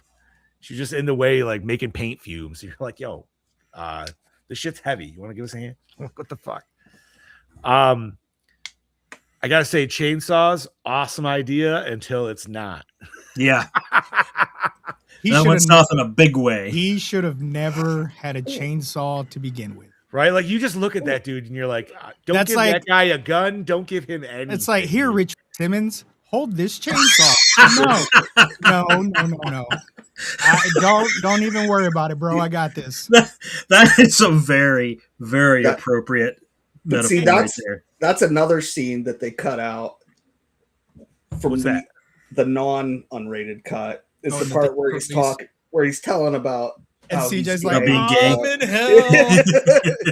That's not in the exactly. Yeah, so there's a scene where I forget his name, but he's telling him about how he knew he was gay. And he's like, I was 13. He's like, please stop. CJ's like, please stop. The older man? Yeah. Oh, I always thought he was married to the lady in the wheelbarrow. No. Oh, I guess maybe I've never fucking seen that. And so then Molly just gave me a great idea for a chat GPT. Dude, Richard Simmons horror movie? God. You know what, man? The way that they're already doing like Mr. Rogers and all that, yeah, fucking bring it on, dude. I'm down. Brody, since you're already doing some chat GPT images, there's one for you. Sweat to the killings. I feel like he would just be running at you like what's his name from fucking I think he should be the villain. Oh yeah, absolutely. that what now we're thinking? I'm Like, he, thinking he doesn't even need a chainsaw. Just running at you, screaming like, "I'm out, peace out, bitches." listen, I'm still down for the idea of I just want an actual Shia LaBeouf movie where Shia LaBeouf plays Shia a LaBeouf. murder. Yeah, he plays, and it's just I feel like that he would be song. so down with that. Oh my god, you know he That's would. because watching the video of that song, like you're like, yeah, he would definitely do that. And then he's in the video, so you're like, yes. And then He's I'm in the just video like, applauding. but that's what I'm saying. Like, dude, give me that horror movie. You already have it written out. You go, just follow the song. Just give me that played out. There you go's a good one. No, F that. Do Shia LaBeouf in the remake of Henry Portrait of a Serial Killer. You know, I have never seen Henry. Me neither. I love that. But it has Maybe the that's Rook, one and I we- love the Rook. Maybe that's one we should throw on. Because I heard it's not necessarily a horror Oh movie my. per se, but it's a very dark movie in like what it is and stuff. So, but I am down for evil Richard Simmons, man. Brody's on fire. Brody's on a roll. Holy fuck! Hey, man, somebody had to start the chain, right, Brody? Oh fuck! But no, man. So we get, we get our action scene of like where we're gonna go get more. I'm sorry, not scene. Idea of where we're gonna go over. We're gonna rescue our homie across. Yeah, the they road. had this great plan mapped out of what they were gonna do. Yep. And then Why it it kind was of got. gonna take 5 days is beyond fucking me. I guess just shoring it up more or something like that. Yeah, Well, Packing yeah. supplies. I guess that just seems like a long fucking time when they were like. I felt like the buses were already done, and he's still like 5 more days. It's like, God damn, dude, what are you doing over there? But, Well, as far as we know, they were done. There might have been more stuff that they were trying to add to it. yeah, and that could have just been the editing of it too. So it's like, who the fuck knows? But Andy said, he's really hungry. Kind of fucked it up. He saw it. Oh my god. Oh fuck. Yeah, so I mean, okay, now in my head, because I even said it to Jen as we were watching it, I was like, yeah, man, what if like they did eat the dog? Like, just I mean, that scene would be more in like the comedy version where they're just like, just lower the dog down, he'll run right through. He's ripping Sees them lower him down, just yeah. And it's like, whoops, that didn't fucking work. All right, plan B. Perfect. Love it. Perfect. Send that to Molly. That is great. I'll just show I'll her do it right, here. now. No, No, here we go. No. Oh shit, that's so good. Sweat. That even looks like a shitty 80s VHS does. cover. It looks like fucking This workout will kill you. not cranberry sauce, dude. Like it's fucking. He's Why- got a why killer is- workout and a killer instinct. Why is Coming this this summer. Why is this Sweating to chainsaw the up killings. a little bit higher up than it normally? Should it be more straight? It's It looks Richard a li- Simmons. It's got to be limp. It's got to be bad. It doesn't look limp. It looks fully erect. It looks erect. That chainsaw's excited. Right? Dude, that's the scene as he puts it up and he says something and the chainsaw wiggles like this. And you're like, Oh, it's a sentient chainsaw. Jesus. It wiggles like this. It goes, Oh fuck. Oh, That's my it squirts out a little oil. Oh. That's why he's always looking so sweaty. It's the chainsaw. Oh god. And I would Says, want him to like "Get eat fit people or through. else." I'd want him to like eat people through his fro or something. Like he's got to be like a creature too. Like he's not just. No. It's just Richard Simmons. It's not. It's just, No. I know No, it's they Richard do. Simmons, but he still eats people through his head somehow, through his fro. no. He just eats people. He doesn't even need his hair. No, that's Shia LaBeouf. He eats people. All right. So you're saying Shia LaBeouf is his son? there you go. Oh. Shia LaBeouf is his hair. What? I bet you just pitched that to Shia LaBeouf. Be like, hey, do you want to play Richard Simmons in a Starring I was gonna Pauly say, Shore now- as now- Richard Simmons. Now I'm thinking, oh my God. Yes. See, now that's just a full biopic at that point. That's not even a fucking horror movie. All right, Jesus. Oh my God. But no, man. they have this whole fucking ingenious plan. They try to send some food over to their homie. That shit obviously does, the zombies break in. It was a good plan. It was almost foolproof. But I feel like that. But the fool proved them wrong. Yeah. And I will say the one thing that was missing on the Blu-ray, because I had the old DVD. The old DVD has Andy's story. Diaries. It's got Andy's diaries in it, and I really wish that they would have had that included on the fucking 4K Blu-ray, and they don't. Is the 4K Blu-ray like the menu selection still the news thing, like the No, OG it's DVD? the same. It just says play movie, select chapter.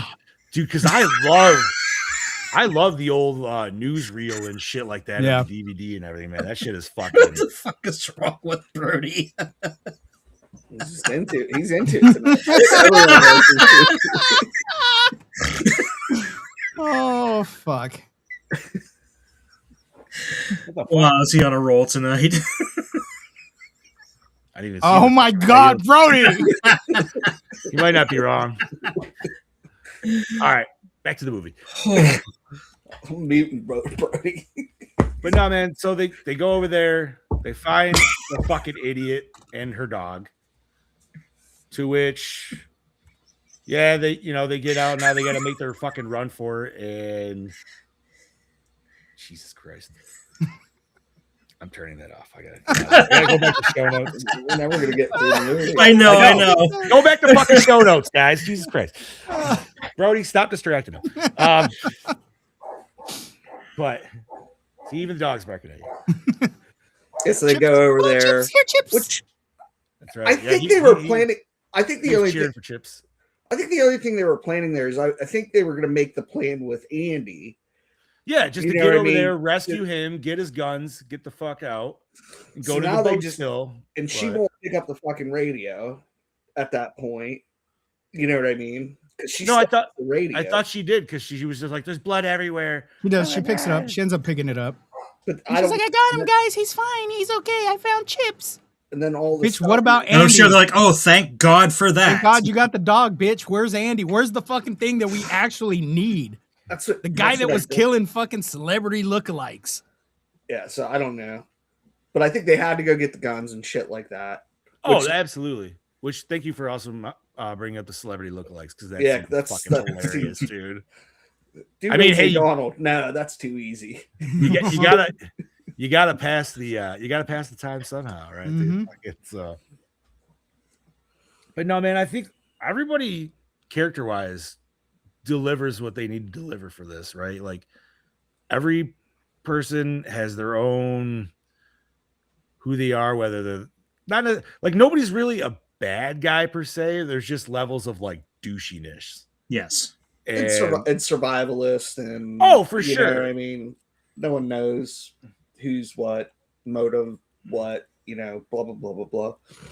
But like obviously, like Steve, I would say is like top douchebag. For sure. I don't know, man. Probably with that kid with the second security guard kid. Like I would say, like he's. But I even think Bing Rames is kind of a douche there until he realizes He was a little bit because he was more concerned about going to find his brother until he found out like it was. But fun. who wouldn't be? No, really no, concerned right. about their You're- family you're- member? So right. I can see his point of view.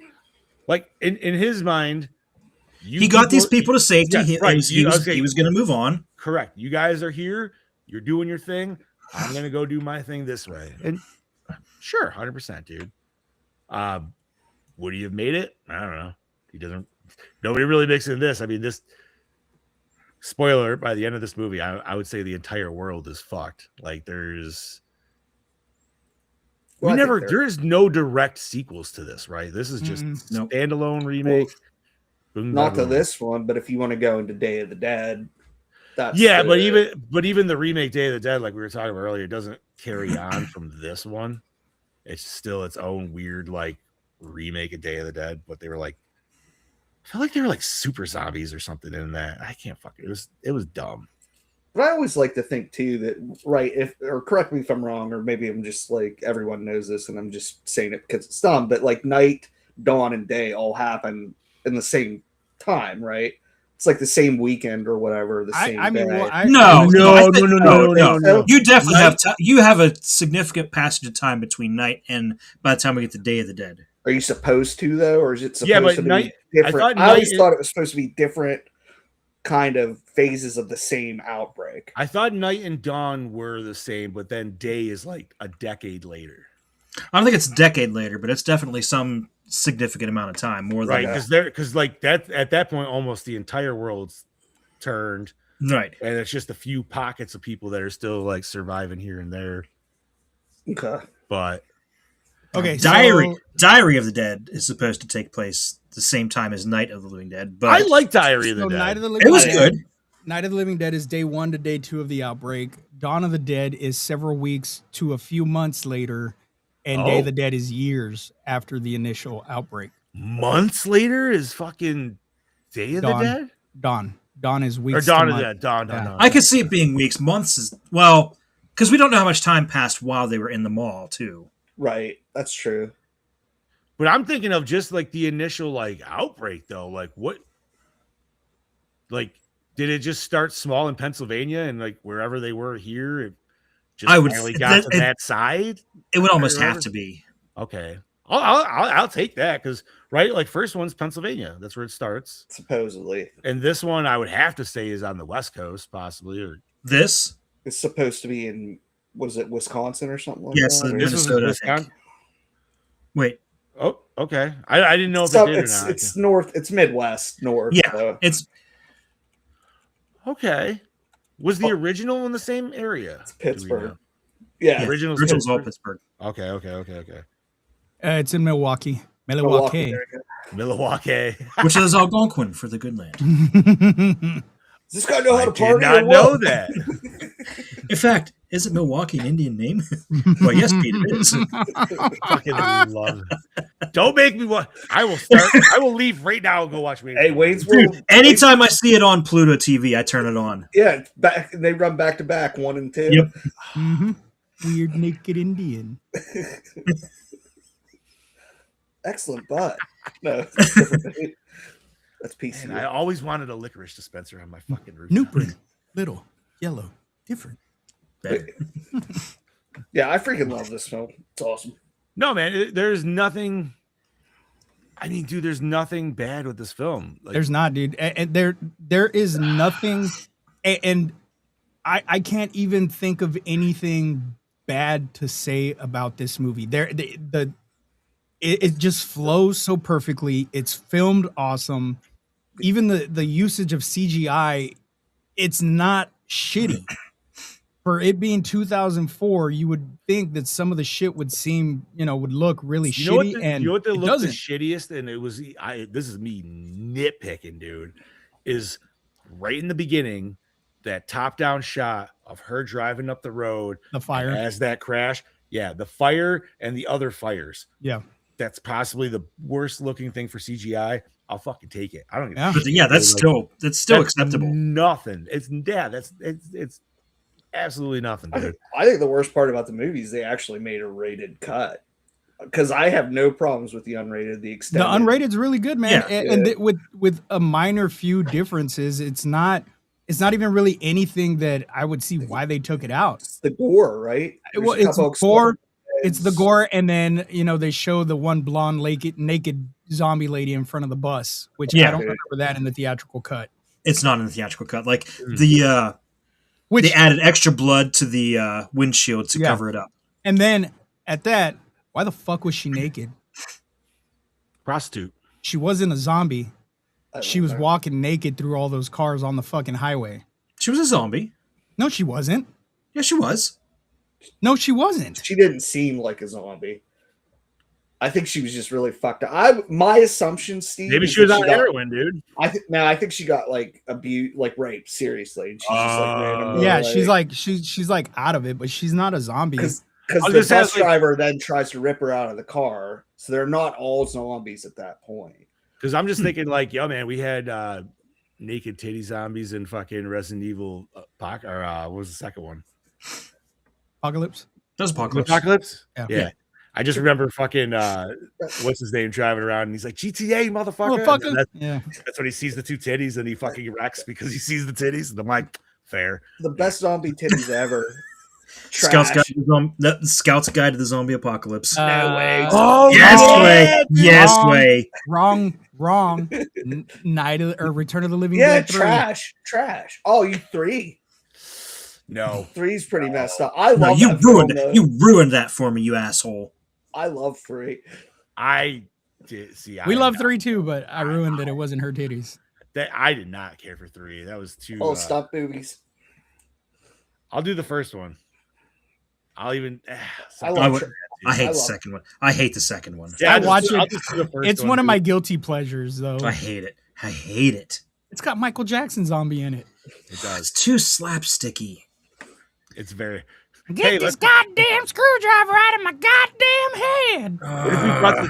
What if we brought the two The funniest stupid ass pictures in the fucking first one? cartoon sound effects when the one zombie steps on the other zombie that's crawling out of the fucking. Oh yeah, That was it dude. for me. It was like a banana slip. Like woo. Yeah. Yeah. I was like, nope, done. Love it. Absolutely. I want to watch that. All right. But this one is good because they get, their end idea is to get to the fucking Steve's boat. They finally fucking get there. And what? There's 4 of them left? There's the Yeah. kid, Yeah, the 4. Well, there's 5 when they The get to the shitty- boat, but the then There's shitty 5 because of girl, Michael. Yeah. Michael can't Big, leave. Right, but I'm saying like Sarah. when like he stays, so there's only 4 of them going. Yeah, there's only 4. Yeah. Yeah, because you can see the scene where he gets bit because Steph's like, oh, did he get bit? I'm like, Yeah. yeah. 5 if you want to count the dog. fuck that dog. I mean, dude, that's just food at a certain point. So sure, yeah. I don't care what she's about. I don't care what that girl says. She's like, "Yo, we need to eat," and that dog. It's either you or the dog. Yeah, but it's one of the two. And I've already eaten you, so. Whoa, hey, Um, But yeah, if you actually, hopefully, like you're supposed to, stay to watch the beginning of the credits, we get this nice found footage kind of montage, which I dig because now we have a whole different style of zombie movie right now. But Yeah. it's just finishing it off, which is cool. This could definitely go with a nice Diary of the Dead if you want to do a nice little twofer following.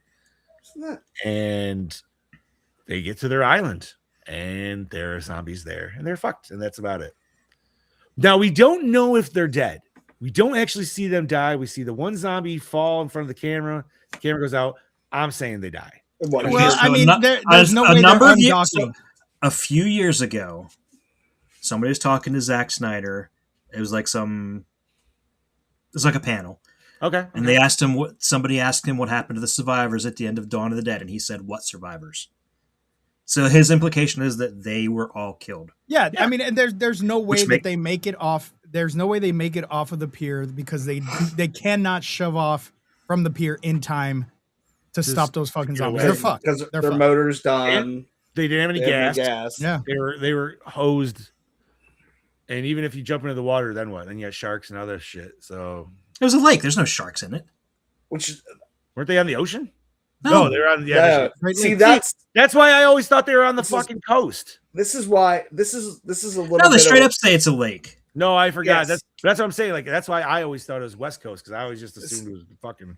I guess that's one of my gripes with this is because it doesn't take that long to get across the lake unless you're going like this Yeah. way. You know what I mean? You're Well- not going to run out of gas per se. Oh, we It's, don't it's know how one of, much gas it's, was in it's there one of the to Great begin Lakes, but Yeah. You talk about Lake Michigan, dude. I don't know about the farthest point, but I don't think they would have ran out of gas. And plus it was a fucking We don't know how- sailboat, so. I would say you also don't know how much gas Steve had in that fucking thing, too, dude. But I think it was a sailboat too.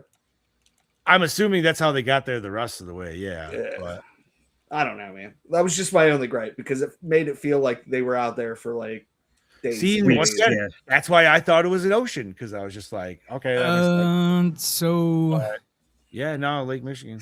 it would only take them, depending on where they were going, to get to the complete opposite side. Depending on how fast they were going, if they're going 20 miles an hour, it would only take 4 to 5 hours. Oh, what? Yeah, because it's only 80. It's only 80 miles. That whole fucking ending, then, dude. Like that. They need to be in California at that point for that. Unless they were just going in circles, they didn't know where the hell they were going. But I don't know. Oh, that could be. I mean, I guess. So it says one interesting fan theory is that Steve's original destination was likely one of the islands in northern Lake Michigan, such as Washington Island or Beaver Island. If that's the case, the trip could have taken 8 to 12 hours definitely plus. Beaver Island. It's Steve. Of course, it was Beaver Island. Steve named it that, dude. Yeah, that's Steve. That's Steve's Island, guaranteed. But yeah, as soon as you said that, like you don't even have to go any further. We already knew the like. Yeah. So it says to the remote island, potentially 8 to 12 hours. But we don't know how far. We don't know how far along their engine kicked out and ran out of gas, so they could have been drifting for days. Yeah, true. That's the only thing that makes sense then. But I was just like, no fucking way.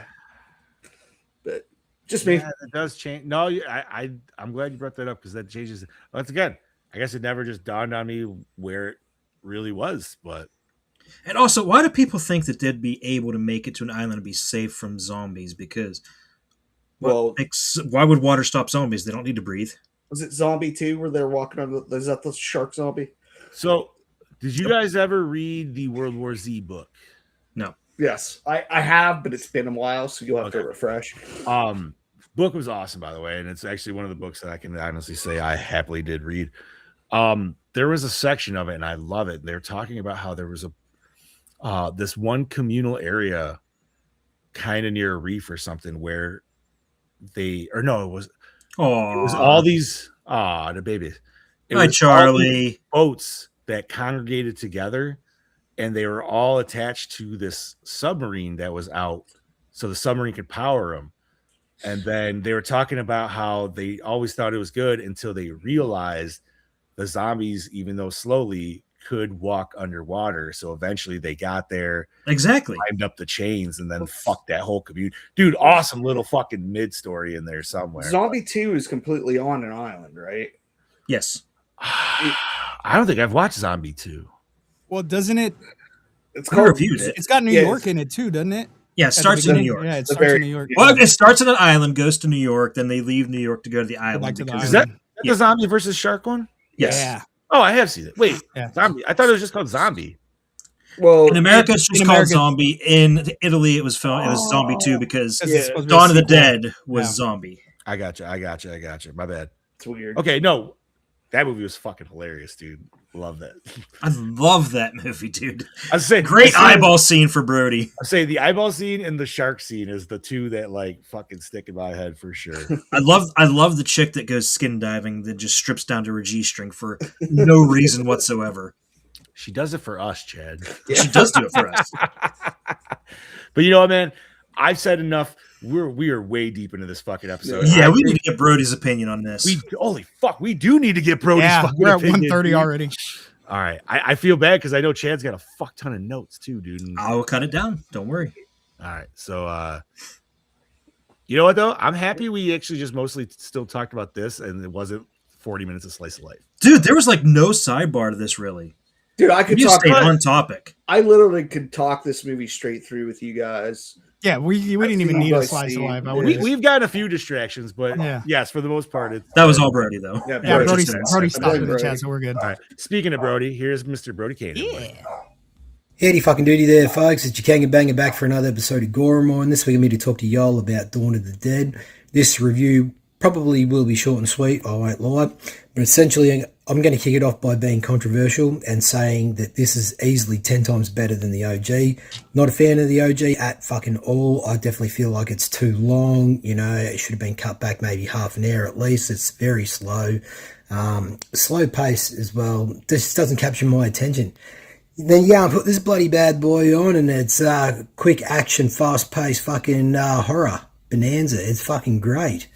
What we get here is a fucking fantastic deep dive into seeing all this character development between each different personality traits and just seeing how it all unfolds in this world of fucking one big clusterfuck. It's definitely a fun, wild ride, this thing, you know. It's got some creative decision-making throughout the story. You know, I love the rooftop scenes where there's two people playing like checkers between each other, shooting celebrities in the crowd, or celebrity zombies in the crowd, I should say. But it's definitely violent. It's brutal. You know, the practical effects for what we get are great. You know, hands fucking down. Other than the CGI baby, it looks like fucking dog shit. I mean, there's nothing really much more else to say about this fucking movie that the boys haven't already spoken about. I think we're all on the same fucking page with this gem.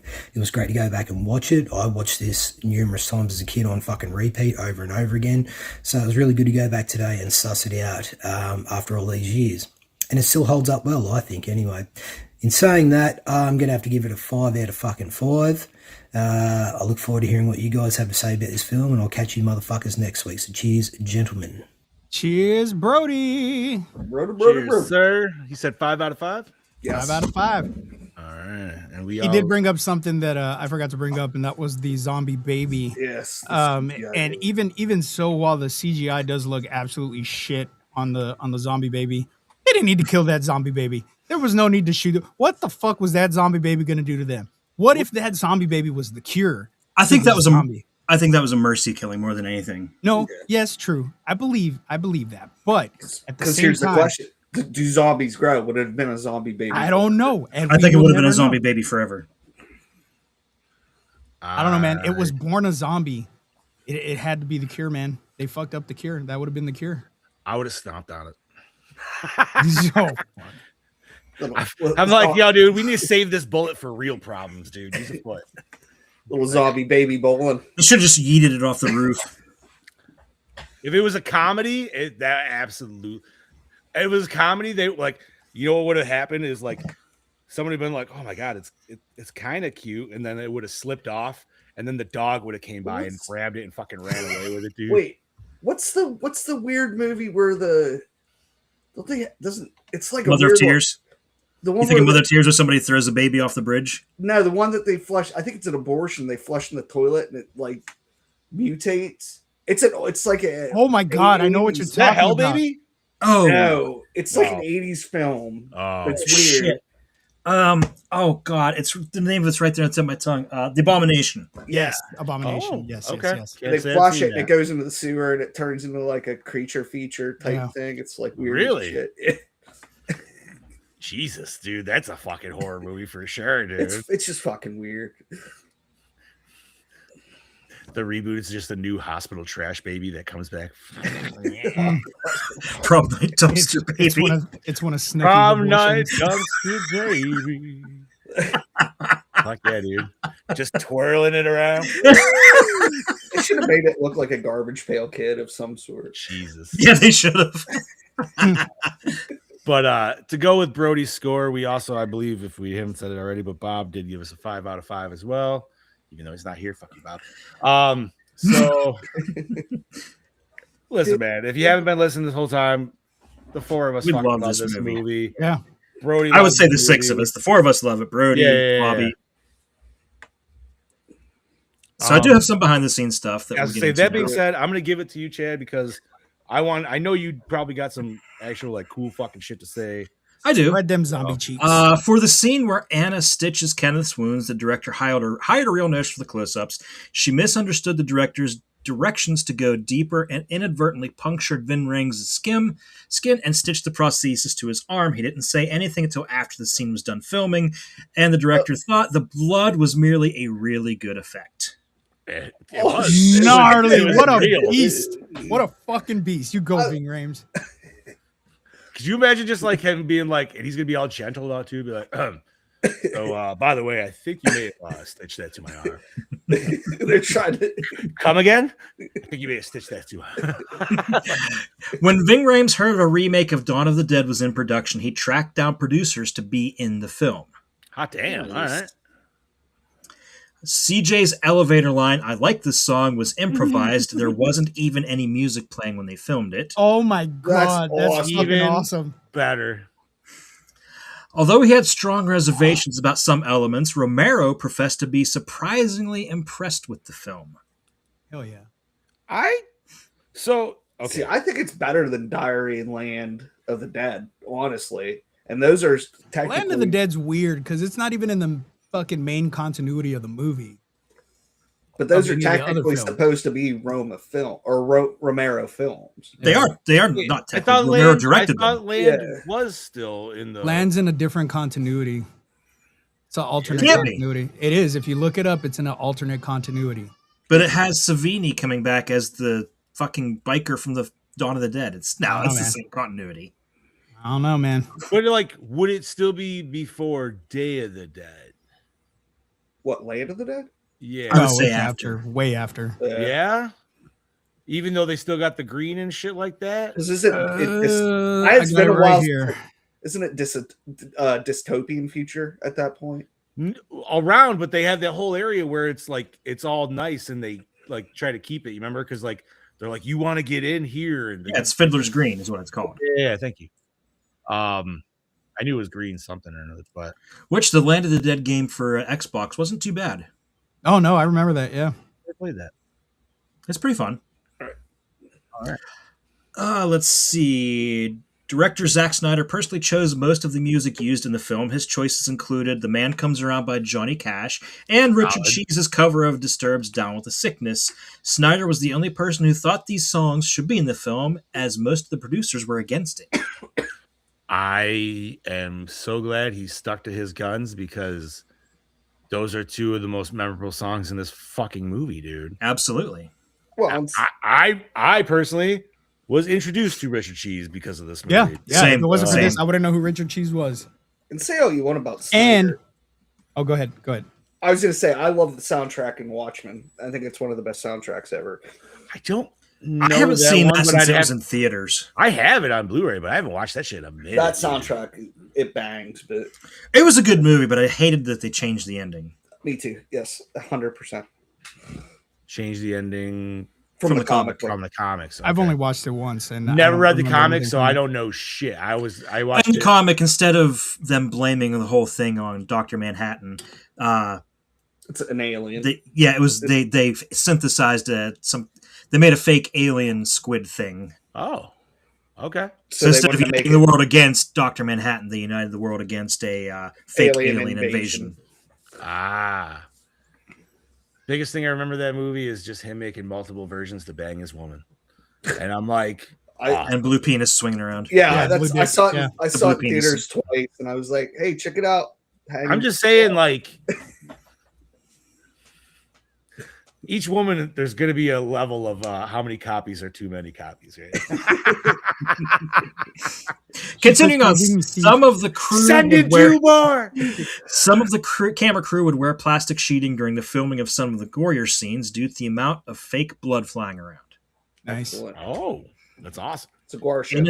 In an aerial scene in the first 10 minutes when Anna is driving down a highway, a truck can be seen crashing into a gas station diner. This is a reference to Night of the Living Dead, as Ben mentions he was listening to a radio in a truck in a diner parking lot when a truck crashed into the gas pumps. Oh shit. Nice. Awesome. Different colors of blood were used for zombies in different stages of decomposition. Red for the recently dead, a browner version for the ones that have been dead for a few weeks, and a blacker, oilier version for the ones that have been dead for a considerable period of time. I like that. Makes sense. That's a great little touch. And correct me if I'm wrong, but like, although they always seem to always be fast, though, right? See, like there's one thing, and I can't remember if it was the book I read or whatever, but like there was one where it talked about it's like they start out fast, but eventually they just, because their muscle deteriation. Isn't that in the zombie survival guide or something? Maybe that is. Maybe that's where I read it from. Or 'cause World War Z. Maybe it's in the World War Z. it's one of the. It's possibly one of the two. I got those in a 2-pack. World War But Z that and Zombie but that pisses Survival me Guide. off because in high school, when I was in high school, dude, we had to write like stories and shit. And one of the stories that I wrote had zombies that were fast, but as they fucking deteriorated, became slow fucking zombies. I mean, And that was back in like the 90s. Well, dude, which by the way, I gotta say, I know these books are old as fuck, but if you have not read them, Read them. get them and read them. Dude, having the zombie survival guide just on your fucking table for a while, like, it's or honestly, great bathroom book. because it's No. one where you just read little sections at a time, dude. And Did Max Brooks write both of those? Yes. Oh, okay, that's so. So there's a book that I have called it's called Zombie CSU. Okay. And basically it takes you through the process of if a zombie outbreak was to happen, how the police would handle, or how crime scene would handle tracking this down. Dude, it was such a great read. It's not Max Brooks. I don't remember. I just found it randomly at fucking Half Price Books years ago. And dude, it's fucking interesting at the level of detail they went into this, because an outbreak doesn't just happen right away. Like there's levels to it, and it breaks down every level and how the government and crime scene initially would start, the process of trying to figure out what the hell it happened and who was patient zero. Dude, it was super interesting. It's like one of those ones where you read it and then for a moment you take yourself out of it and you're like, did someone just take memoirs of something and write this in a book? What the fuck is happening right now? Back into the book. Sorry. Mm-hmm. Anyways, Chad Eddie, back to you, buddy. Universal significantly slashed the film's budget after the failure of House of the Dead, fearing there was no public appetite for zombie movies. Okay, first of all, don't say that while I'm drinking because I almost just choked. What a terrible movie to fucking go off of your basis on that bullshit. Did they watch the movie? Did they know why it failed? It's because the movie fucking sucked. Video games are awesome. We've talked about that so many times. I'm surprised it wasn't a bomb pick yet. It almost was for me. Brody has still in the bag. You never fucking know, dude. And it you know almost was mine. Maybe it'll show up in our list next year. Who the fuck knows, dude? You might. Writer James Gunn claims he received a massive amount of fan backlash, even death threats, when assigned to the film. Most of the hate messages claimed the hack who wrote the Scooby-Doo movies shouldn't be in charge of Dawn of the Dead. First of all, fuck you. I like the Scooby-Doo movies. Spoiler alert, I think James Gunn's doing just fine. Yeah. No shit. No, the Scooby-Doo movies were awesome. So yeah, they're underrated. The second one was really fucking good. Hell yeah, dude. Seth Green was awesome in that movie, dude. Like, and fucking Velma's, god damn. This is Voorhees. Bro, that's Mama Voorhees. I'm gonna have weird thoughts about that, but at the same time, I'm like, you know what, man? I'm over 40, dude. It's all good. Yeah, it's fine. It's fine. Continuing on.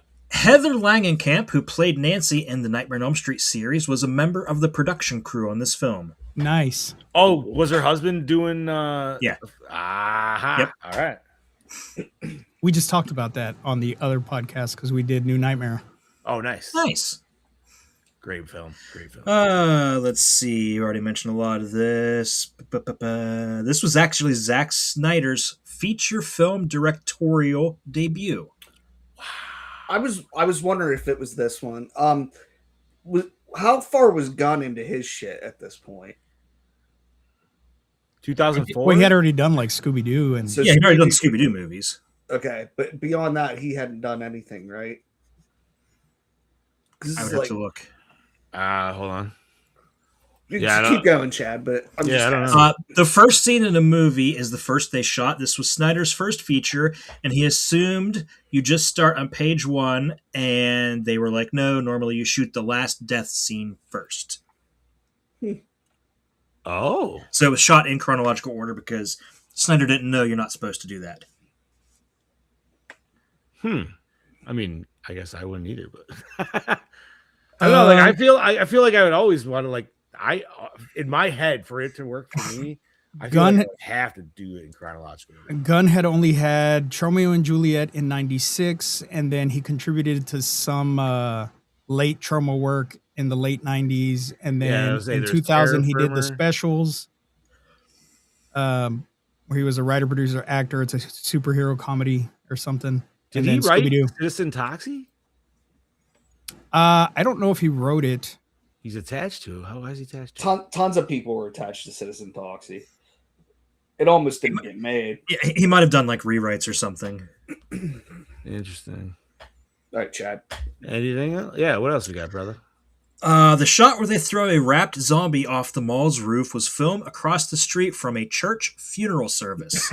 Oh my God. That's awesome. fucking awesome. What is We love you, Meemaw. What the fuck is that? They shot the blackout scene during an actual blackout. It was a coincidence, and they had no generators. Damn. That's cool. What is this movie, dude? The Specials? Yeah, that's some superhero comedy. or I have something. never seen this, dude, but I feel like I need to watch it because it looks terrible. Nathan Fillion auditioned for the role of Michael.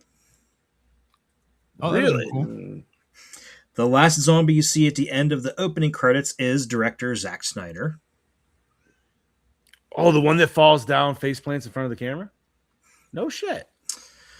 The mall scenes of the film, as well as the rooftop scenes, were shot in the Thornhill Square Shopping Centre in Thornhill, Ontario, and the rest of the scenes were shot in the Eileen Willowbrook neighborhood of Thornville and the township of Caledon East, Ontario. The set for Anna and Louis' bedroom was constructed at... The mall was defunct, which is the reason the production used it. The movie crew completely renovated the structure and stocked it with fictitious stores after Starbucks Coffee and numerous other corporations refused to let their names be used. Two exceptions to this are Roots and Panasonic.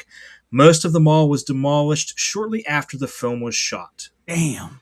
Dude, I own Roots gear, and I loved Hallowed Ground as a coffee shop name. Yeah. Yeah, Right? Rounds. Yeah.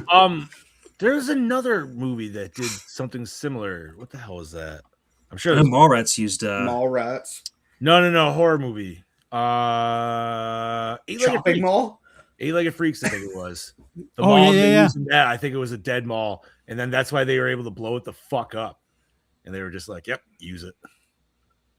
Are we doing that this year, or did that not get picked? I don't think I don't think it got got. I think we heard- It did not. It did not. I don't think it got picked. I thought we already covered that. No. We haven't? That movie's awesome. I love Eight-Legged Freaks, dude. That fucking movie's fantastic. And still... No, we are doing it. It's October 5th. Are we? I didn't know if people. Still gives me the It's heebie-jeebies a because Bobby I pick. hate, Yeah. I hate fucking spiders, dude. I hate the goofy noises they gave them, though. You mean the fucking Robert Welker or whatever the fuck his name is, Frank Welker? Fucking Frank Welker. laughing like fucking. Dude, you want to... I can't remember if it got picked or if it was just on the list, but Infested is a good spider movie. Which one is that one? Is that the French one? Yeah. I have not finished that one, dude, but it is awesome from what I've watched of it. Solid. And it's gross. Yes. Is that the director from Evil Dead Burn or Wrath? Because I Burn, know I think. Burn. I think it's Burn. All right, and we get that in 2 weeks. Fuck yeah, dude! Holy It's shit. in 2 weeks already. July 10th, baby. Holy Gene? shit, dude! 2 weeks. Well, I'll be in. When does it come out? 2 weeks. July Yeah. 10th. Yeah, I should be back by then. I'm going down to Virginia for 4th and whatnot. Fuck yeah, dude. An exchange... A little bit more than 2 weeks. Sorry. Yeah, An exchange between Kim Poirier and Lindy Booth, Monica Nicole, about Nicole playing with the dog more than she's helping, was eliminated from the film in order to avoid making Monica sound too bitchy. Monica's the blonde, or Yeah, curly? Monica was the blonde. Fuck me harder, Steve. Okay. Even then, Phil had a thing for blondes, dude. Yeah, he did.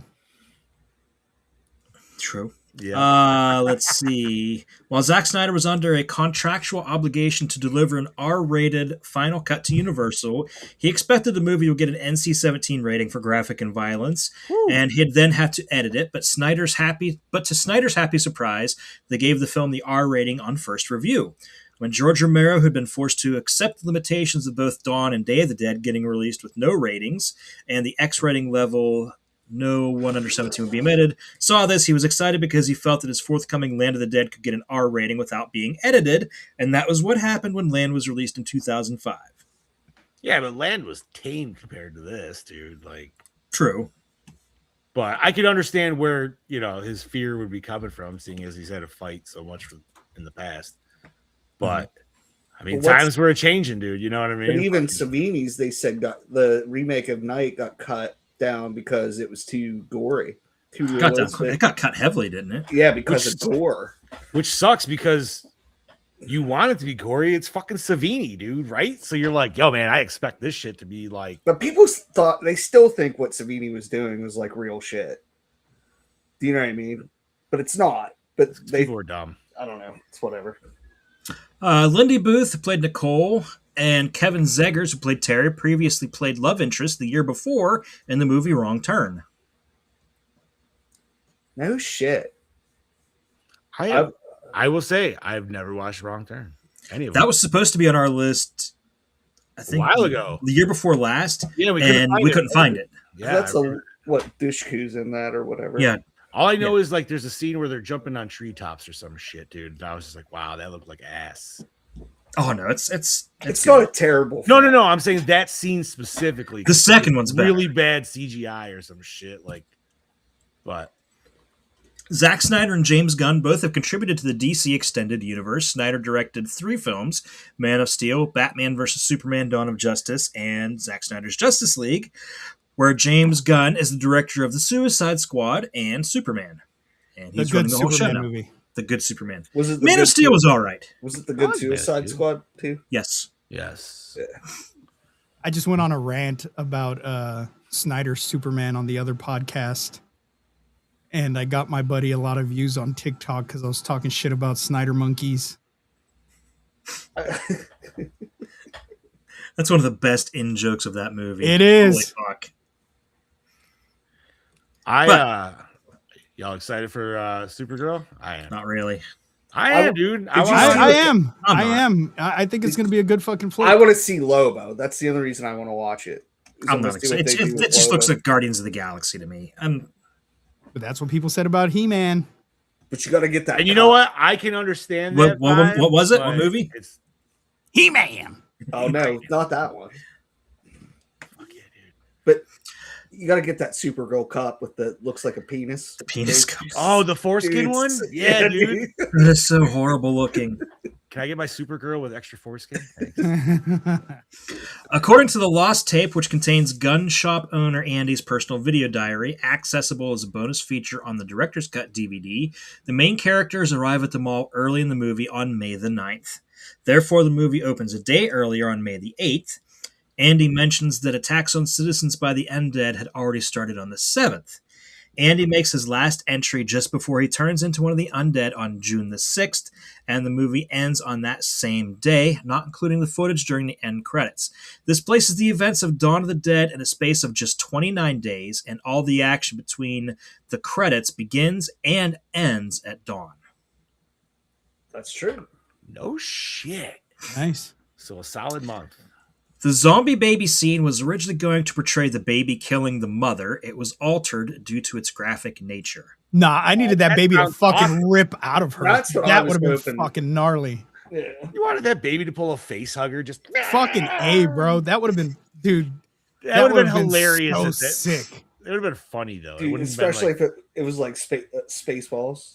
Hello, my baby. Right? Hello, my darling. Hello, I'm just thinking like it just would look like the baby from the end of like Seed of Chucky or something like that, where it's like doesn't it jump up at the officer or some shit? Was it? One of the DVD special edition featurettes lets viewers know that the zombie pandemic eventually ended and humanity wasn't entirely destroyed. It occurs at the beginning of a short film that chronicles gun shop owner Andy's 30 days of describing the horrors before he is bitten and turned into the undead, which runs between May 7th to June 4th, 2004. A title card at the beginning of the segment says this: in the aftermath of the undead epidemic, survivors traveling through Everett, Wisconsin found a videotape at a store called Andy's Gun Works. This is the unedited footage. No shit. All right. So it did eventually end. It's pretty cool. I already mentioned. I guess it was James Gunn that confirmed that there's no survivors, not Snyder. Oh. Well, I mean, he wrote it. Yeah, he wrote it, so we got to take his. I'm fine with that though, man. Like, doesn't have to be, dude. Sometimes the that kind of ending works for horror movies, dude. All right, and we'll close on this one. On March 25th, 2007, Variety announced that Warner Brothers Pictures would produce a new zombie film from a screenplay written by Joby Harold, based on an original idea conceived by Snyder. In a statement, Snyder said he wanted the film to feel similar to Dawn of the Dead and 300, and it would center around a father in Las Vegas who tries to save his daughter from imminent death in a zombie-infested world. At the time, Wesley Collar was attached to executive produce, with Snyder and his wife Deborah producing through Cruel and Unusual Films. Snyder got the idea during Dawn of the Dead's production and wanted to explore a new evolution of the zombies. The film is not a sequel to Dawn of the Dead, but rather a spiritual successor. Snyder realized he needed a new origin story to develop the plot and create a new incarnation of the living dead. He titled the project Army of the Dead as a tribute to the works of George Romero. After languishing for several years in development hell, the distribution rights to the film were acquired by Netflix in 2019, and Snyder began shooting that same year. It wasn't bad. I didn't like love it, but I didn't hate it. I felt like it was a pretty it was just. They did 2 of them, didn't they? Was there 2? Really? Or were they gonna do the animated one? Wasn't there some? There was That's something weird though, right? And I remember everybody telling me about it, and I missed it. I never went back to watch it again. But wasn't there a robot zombie or some shit? Yeah, there are robots in there too. Yeah, some of the zombies are robots. Yeah, somehow I fucking missed that, dude. And I was like, wait, what? Because obviously we got there was the alpha zombie and the other one, and then she was pregnant. There is 2 of them. They were and I remember there was that whole thing, but yeah, I don't know. Maybe I'll have to fucking rewatch that one. So there's Army of the Dead and there's Army of Thieves. Army of Thieves is a prequel focused on Ludwig before the events of Army of the Dead, and it's more of a heist adventure than a zombie movie. Still sounds fun. Yeah. All right. Well, thank you, Chad Daddy. My pleasure. So we will rip through these pretty fast. This episode's obviously gonna go over 2 hours, so whatever, dude. It is. We're gonna Snyder cut this. Yeah, this is a Snyder cut. God damn it, it is, isn't it? Right. Wait, is it? Hold on. Can I wait? Jesus. Oh no, I can't. No. I was gonna say, can I turn myself black and white? I can't do it. Oh, Scoop's probably can. All right. Where do we watch this, boys? What format you watch this on? OG DVD. Scream Factory 4K Blu-ray. I borrowed Chad's DVD and then ripped it for everyone. That I didn't even know I had. Awesome. I like Chad and Gene. I also had old school fucking DVD. So, well, I was gonna watch the old school DVD because that's what I had. But when I was looking, I'm like, when the fuck did I buy this? It's still unopened. Oh, that's the best. Yeah. That's the best. That happened again. That happened recently too. Yeah, I don't remember with what else we watched, and I'm like, what the fuck? I buy shit. I don't remember buying it. Well, I say I did that with Wolf Cop, but you probably, dude. I guarantee you got that $5 somewhere, dude. And you were just like, yeah, I'll get this for $5, dude. The band. And that's what it was. The magical band. I don't know. It's a 4K Blu-ray. So I don't know. Oh, 4K though. Yeah. Yeah, and Scream Factory. So he probably didn't get that in some cheap bin. Maybe somebody bought it for you, dude, and you just No, I maybe I bought it on Amazon or something. I don't fucking know. I don't remember. But I had it. I have it. So whatever. Easy question answer. Does the cover art sell the movie? Yep. Yeah, zombies. There's something about that orange and yellow and just well, yeah, it just says Dawn right there. There's a Dawn colors right there. The 4 of us, I don't think I guess maybe technically I could, but we can't answer this because we weren't children when this came out. But would you read this as a child? Yeah, fuck yeah. Well, I was 19. Probably. I think the first time I watched the original Dawn of the Dead, I was probably 12. The original, I was a kid. How old I was too. Maybe. But for this one, 2004, I was 19. So I was in my 20s already. So yeah, but I was however old I was in 2020 or 2004. So Chad's I've been like, yeah, I'm not doing the math. Fair, fine. All right. Oh fuck, I was like 28. Shit. There you go. All right. Douche of the film. Nicole. Yeah. Yes. It's pretty much there. Like Mean Steve, I'm gonna go- I get Steve's a douche. Steve's a douche on paper for sure. No. paper. Steve's a douche because he abandoned his post when he was supposed to open that door. He for them did, coming back. and he fucking left Ving behind. But what about But I gotta go with Nicole, dude. Like all of that shit happened because she couldn't fucking stay put for the fucking dog, and she didn't help in the montage scene. But spray paint, fuck her. Mackay Pfeiffer's characters? Oh, When Mackay did Pfeiffer Steve- was a douche too. But Steve didn't do anything either because, whoopsh. You know what's awesome? It was his weird, boat. As weird as the blonde curly girl was, she was actually useful. And Yeah. more ways Yeah. than one. Yeah, You know what? How did nobody like threaten Steve? Because he could say like that, be like, "Bitch, I could literally shoot you right now and take your fucking keys. Get your ass to work." Like, I don't know. I don't know, man. I feel like that would have been a really easy confrontation. I'm still gonna agree with Steve though, man, because that whole dog scene just pissed me the fuck off. I'm like, no, leave her, fuck her. Yep. I would have. Fuck you. I'm not risking everybody for that dumb. You're like, you know what? Let the zombies do their thing. When they Yep. clear out, we'll go back over and grab the guns. Yeah. But favorite kill. Now I'm gonna go one that's not a zombie kill. I'm going the chainsaw on the bus. It's really Oh. good. I knew you were That kind shit of was going there. fucking awesome and epic and gross. And I felt really bad for that girl because I did too, because God, She did damn nothing it. wrong she throughout was the whole down. movie. She was down for anything, man. I Like know, that. she was cool. That dude is isn't that dude? Doesn't he play a character on Park and Recs or something? Where he's always like a loser that tries to do something. They're just like, shut up. Oh yeah, I think Get so. out of here, dude. Just, Like that, he's the same guy in this. They're like, God Yeah. damn it, Lenny, get the fuck out of here. Like,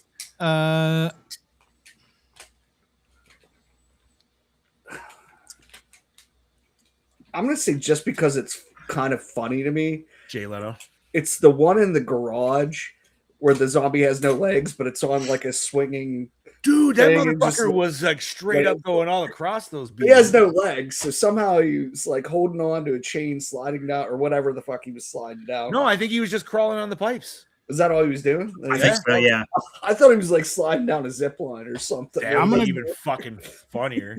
I'm gonna go with Anna killing Steve. Finally, That was a good kill. That was kind of satisfying. yeah. I mean, because I'm she going- told him it was gonna happen. Yeah, they straight up. Foreshadowing. I'm going with CJ's death because he fucking went out like a boss. Went out on his own terms and saved everyone. You know what? We rarely get to say a suicidal attempt, but yeah, that Well, was, dude. He You know what? I think there was one we said on. Oh fuck, dude! It was the sequel vampire movie that we didn't care for as much. Stakeland. Stakeland. When the two guys at the end took themselves out. I remember I liked that one the most. But. All right. Where'd my show notes go? Hurrah! That takes us to best scene, and there's a lot of good ones. That's like almost all of them are so good. Do I I have dare to- to say the Richard Cheese montage? That's exactly where I was going because of Richard Cheese. Yep. Well, and it's a good montage, dude. You get It really you get, is. you get everybody's story of what's going on. You get like a good like these guys are making friends. These guys are making friends. These guys are fucking doing. These this. guys are really making. These guys friends. are Yeah, right. fucking- These guys are grinding coffee. I don't know what the fuck. I'm gonna go with the bus escape scene. Ooh, all right. I don't know why it just gets me hype every time. I'm like, let's fucking go. And especially, dude, when they flip that second bus, and you're like, "You motherfucker, Yeah. dude!" Like,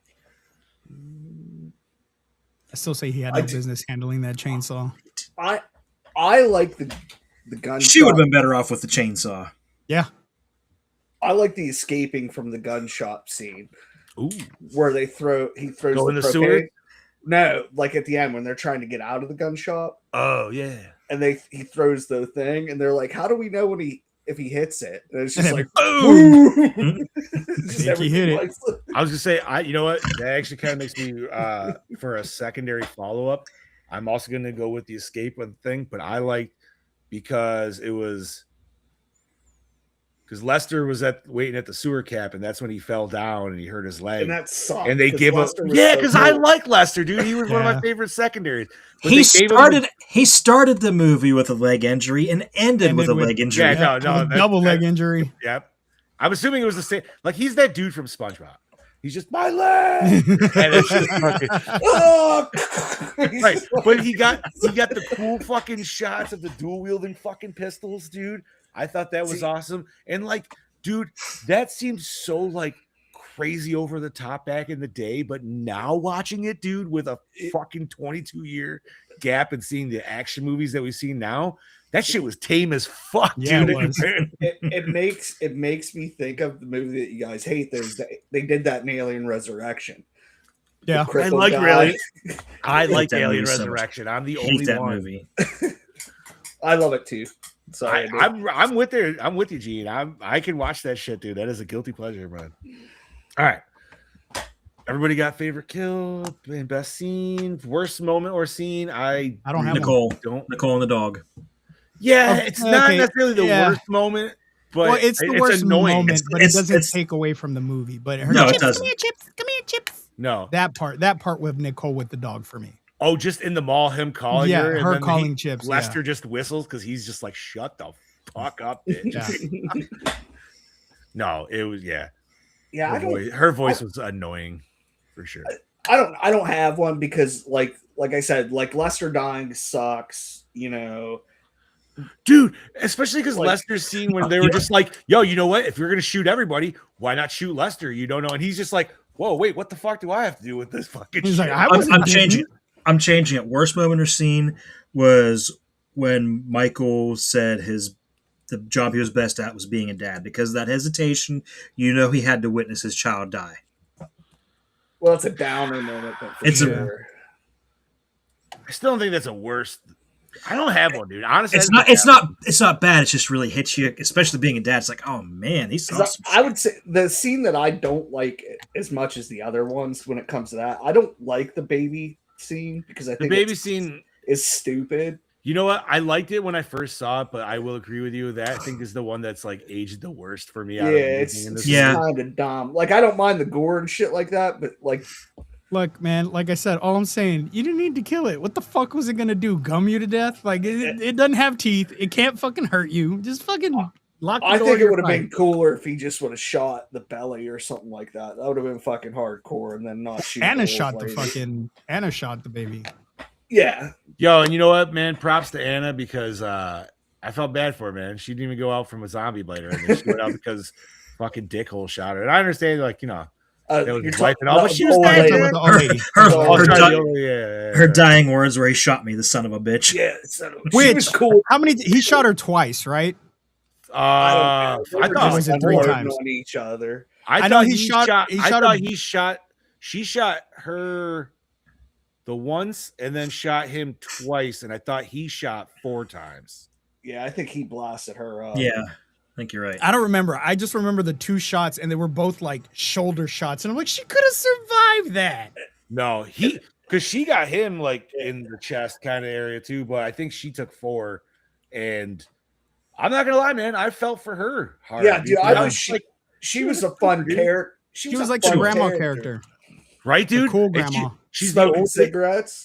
Thank you. I'd say she's the old smoking lady, dude. You know she's got dirty fucking stories, and she is a fucking blast to fucking hang out. And she was a truck driver. She was a truck driver. Yeah, that's what I'm saying, dude. That lady, like Large Marge. Yo, I'm saying her. I'm saying her and Lester, dude. They're third shifters, and I'm hanging out with them, dude. Like they're a good time. That takes us to opening scene. Hook you in? Yes, it absolutely. Yeah. Not even 5 minutes in, we get shit going down, and it's great because it's so long until you get to the fucking title, and then you get Johnny Cash, and you're like, holy shit, dude! Like you feel like you can breathe for a second. You're like, oh god, okay. That takes us to most attractive character. I'm a Sarah Polley fan. I'm gonna go with the Russian lady. That's my pick too. Luda. Back in the day, I would have said the redhead. The redhead, which Luda was redhead too, but I'm going with the blonde. The curly. Just because she says my name. That's right. She does. I mean, she's cute too. That takes us to, did the score set the mood? Yes. Yeah, it did. It was awesome. Yep. Now, I feel like I should change this, but We should. Best song that's not Richard Cheese. there you go. Best song that's not Richard Cheese. When the man I'm comes gonna have to say around. Johnny Cash, dude. Yeah. Like, See, I love the Jim Carroll band. I'm with Gene. Yeah. That song there to The end ending. credits. Yeah. I mean, because I grew up with Jim Carroll, so okay. No, I'm glad you guys had a different pick than that. That's awesome. Well, like listening, just sitting here, that song's been going through my head almost this whole episode. And I mean, if I'm gonna be honest, 2004 Big Johnny D is gonna say probably Disturbed. Disturbed. Yeah. Same. 2004 Scoops is going to say Disturbed also. Yeah. Same. Yeah. All right. That takes us to favorite character. Andy. CJ. Dude, this is the problem. Is like I don't have a favorite, dude. Like I like them all for their own reasons. There's like ones I just like less, I guess. But like That's CJ, I feel like CJ, Steve, and fucking Ving Rhames characters, dude, are like yeah. the top three for me. But I picked CJ because he's the one who has the biggest change in like character. art, yeah. Yeah. he's probably the most character driven story in it. He probably grows And the most, and possibly Character growth, the, yeah. maybe even possibly the most relatable. Yeah. Like, Oh yeah. like Yeah. they're like Yeah, he is. you're trying to save your own ass, dude, but you're not like you're like, nah, dude, I'm not looking for like full anarchy. Like you said, like not looking for the full anarchy. Like dude, I but- expect this shit to blow over and we're going back to normal. So The fuck main off. reason I like his character though is when he's telling them back the plan and he's like, so you're telling me Yeah. that you wanted to da da da da da and da da da. Yeah, fuck it, I'm in. yeah, I'm in. Well, 'cause honestly, like think about it, dude. If you're really thinking at the end of times, you're like, you know what the fuck else do I got going on? Yeah. Fuck yeah. Fucking nursery school. Right. Was it scary? Yes. You know what? It had some moments. Man, I jumped watching in this- theaters. Watching this for the first time and realizing how terrifying fast zombies really could be, I'm gonna have to say yes. Yep. But even like that again, my favorite kill, that Bart scene, that made me jump today because I forgot it was there. When you just see that real quick, and he's like, Oh yeah, rips dude. into. That kid gets fucked. It's all right though. He was a douchebag. Does it hold up today? You know what? Yeah, 100%. Absolutely. It is 22 years old, and It does not feel like I'm not gonna lie. I would love to watch Scoob's version on the 4K, dude, to see how clean that shit is. It's clean as fuck, dude. Yeah, because I gotta say, man, even the upscaling of the DVD, pretty fucking solid. But I Yeah. could only imagine like how that is. Acting, Fucking notch. perfect, dude. Really good. Top Yeah. notch. 100% across the park. Did we like the cinematography? Yep. Yeah. I thought the cinematography was excellent, especially the over the top scenes and like at the end when CJ blows up the tank and you just see the whole shockwave. Yes. And Yeah. the zombie dominoes. Yeah. Not only that, but even the when they first break out in the buses, and you see the massive, like it does the shot, like where it just keeps panning out, And they're and you shaking the see buses. how many of them really are fucking there, and it's just like, oh my god, dude! Like, But what do we even do? the scenes in the dark scenes, like the parking garage when the lights go out, those are well lit enough where I'm not like you can't see shit. Yeah. But the dark scenes are like well lit. And with that, this movie loves its green. Yeah. There is so much green going on in this movie, and And I can't see I- green, so no, really, I can see green, just not shades. Okay. And I was wondering, like, not that I know really anything, but like I know there's whole like color theory to like movies and stuff like that. And I was wondering if there's like anything with that in this movie. Maybe if you guys caught it. I don't know. I know we've talked about it before in other movies, but that might have not even really been a thing for when this came out too. So who the fuck knows? Premise. I mean, Yeah. Yeah. Zombie movie. it's a reboot, but yeah, how do you fucking it just modernizes the mall and gives us a lot faster paced action, and it's fucking insane. Ooh, so There is color theory in this. Ooh, okay. So the shades of blue, it equals safety, which is safety, control, humanity. So it's as much of the mall is lit with cool blues and grays. Yep. Orange and red, danger, death, the infection. Whenever the outside world intrudes, the palette shifts. The black and the darkness is the unknown. Unlike Romero zombies, Snyder zombies are often shot in shadow. The mall's artificial palace is, it says, one of the cleverest color choices is the mall itself. It's full of bright retail lighting, colorful storefronts, neon signs, food courts. It looks alive and inviting despite being basically a tomb. It does. Yeah. It does. Because it looks like a full mall. You're like, hey, look at all these actual stores in the fucking mall. Awesome. No shit. Thanks, Scoops. That's awesome. And the climax was satisfying. Yeah. Okay, everything in this movie was. So yes, definitely. Where do we want to say the climax is for this? The boat launch? Like, is that like the legit thing? I'm gonna say when they. I would say climax is the peak, so that's when they're leaving the mall. That's my guess was when they're leaving. I'd say as soon as they come back and the guys come in from the sewer and the zombies keep running up, and when they load in and leave. Yep. Then. Yeah. Once again, like I agree with Chad, dude. Nothing about this movie is bad. So yes. Nope. All right. I'm not even gonna. We're all rewinding. Rewind. And reshelving. Rewind and because reshelve. we all have physicals too. So hell yeah, dude. Upgrade to 4K. Gene's got physical. I think that's a good idea. I think this is due for an upgrade. Yeah. Ooh, there you go. All right, let's rate this motherfucker. Do we even have to rate? Do I need to? It's a 5. It's 0. A 5.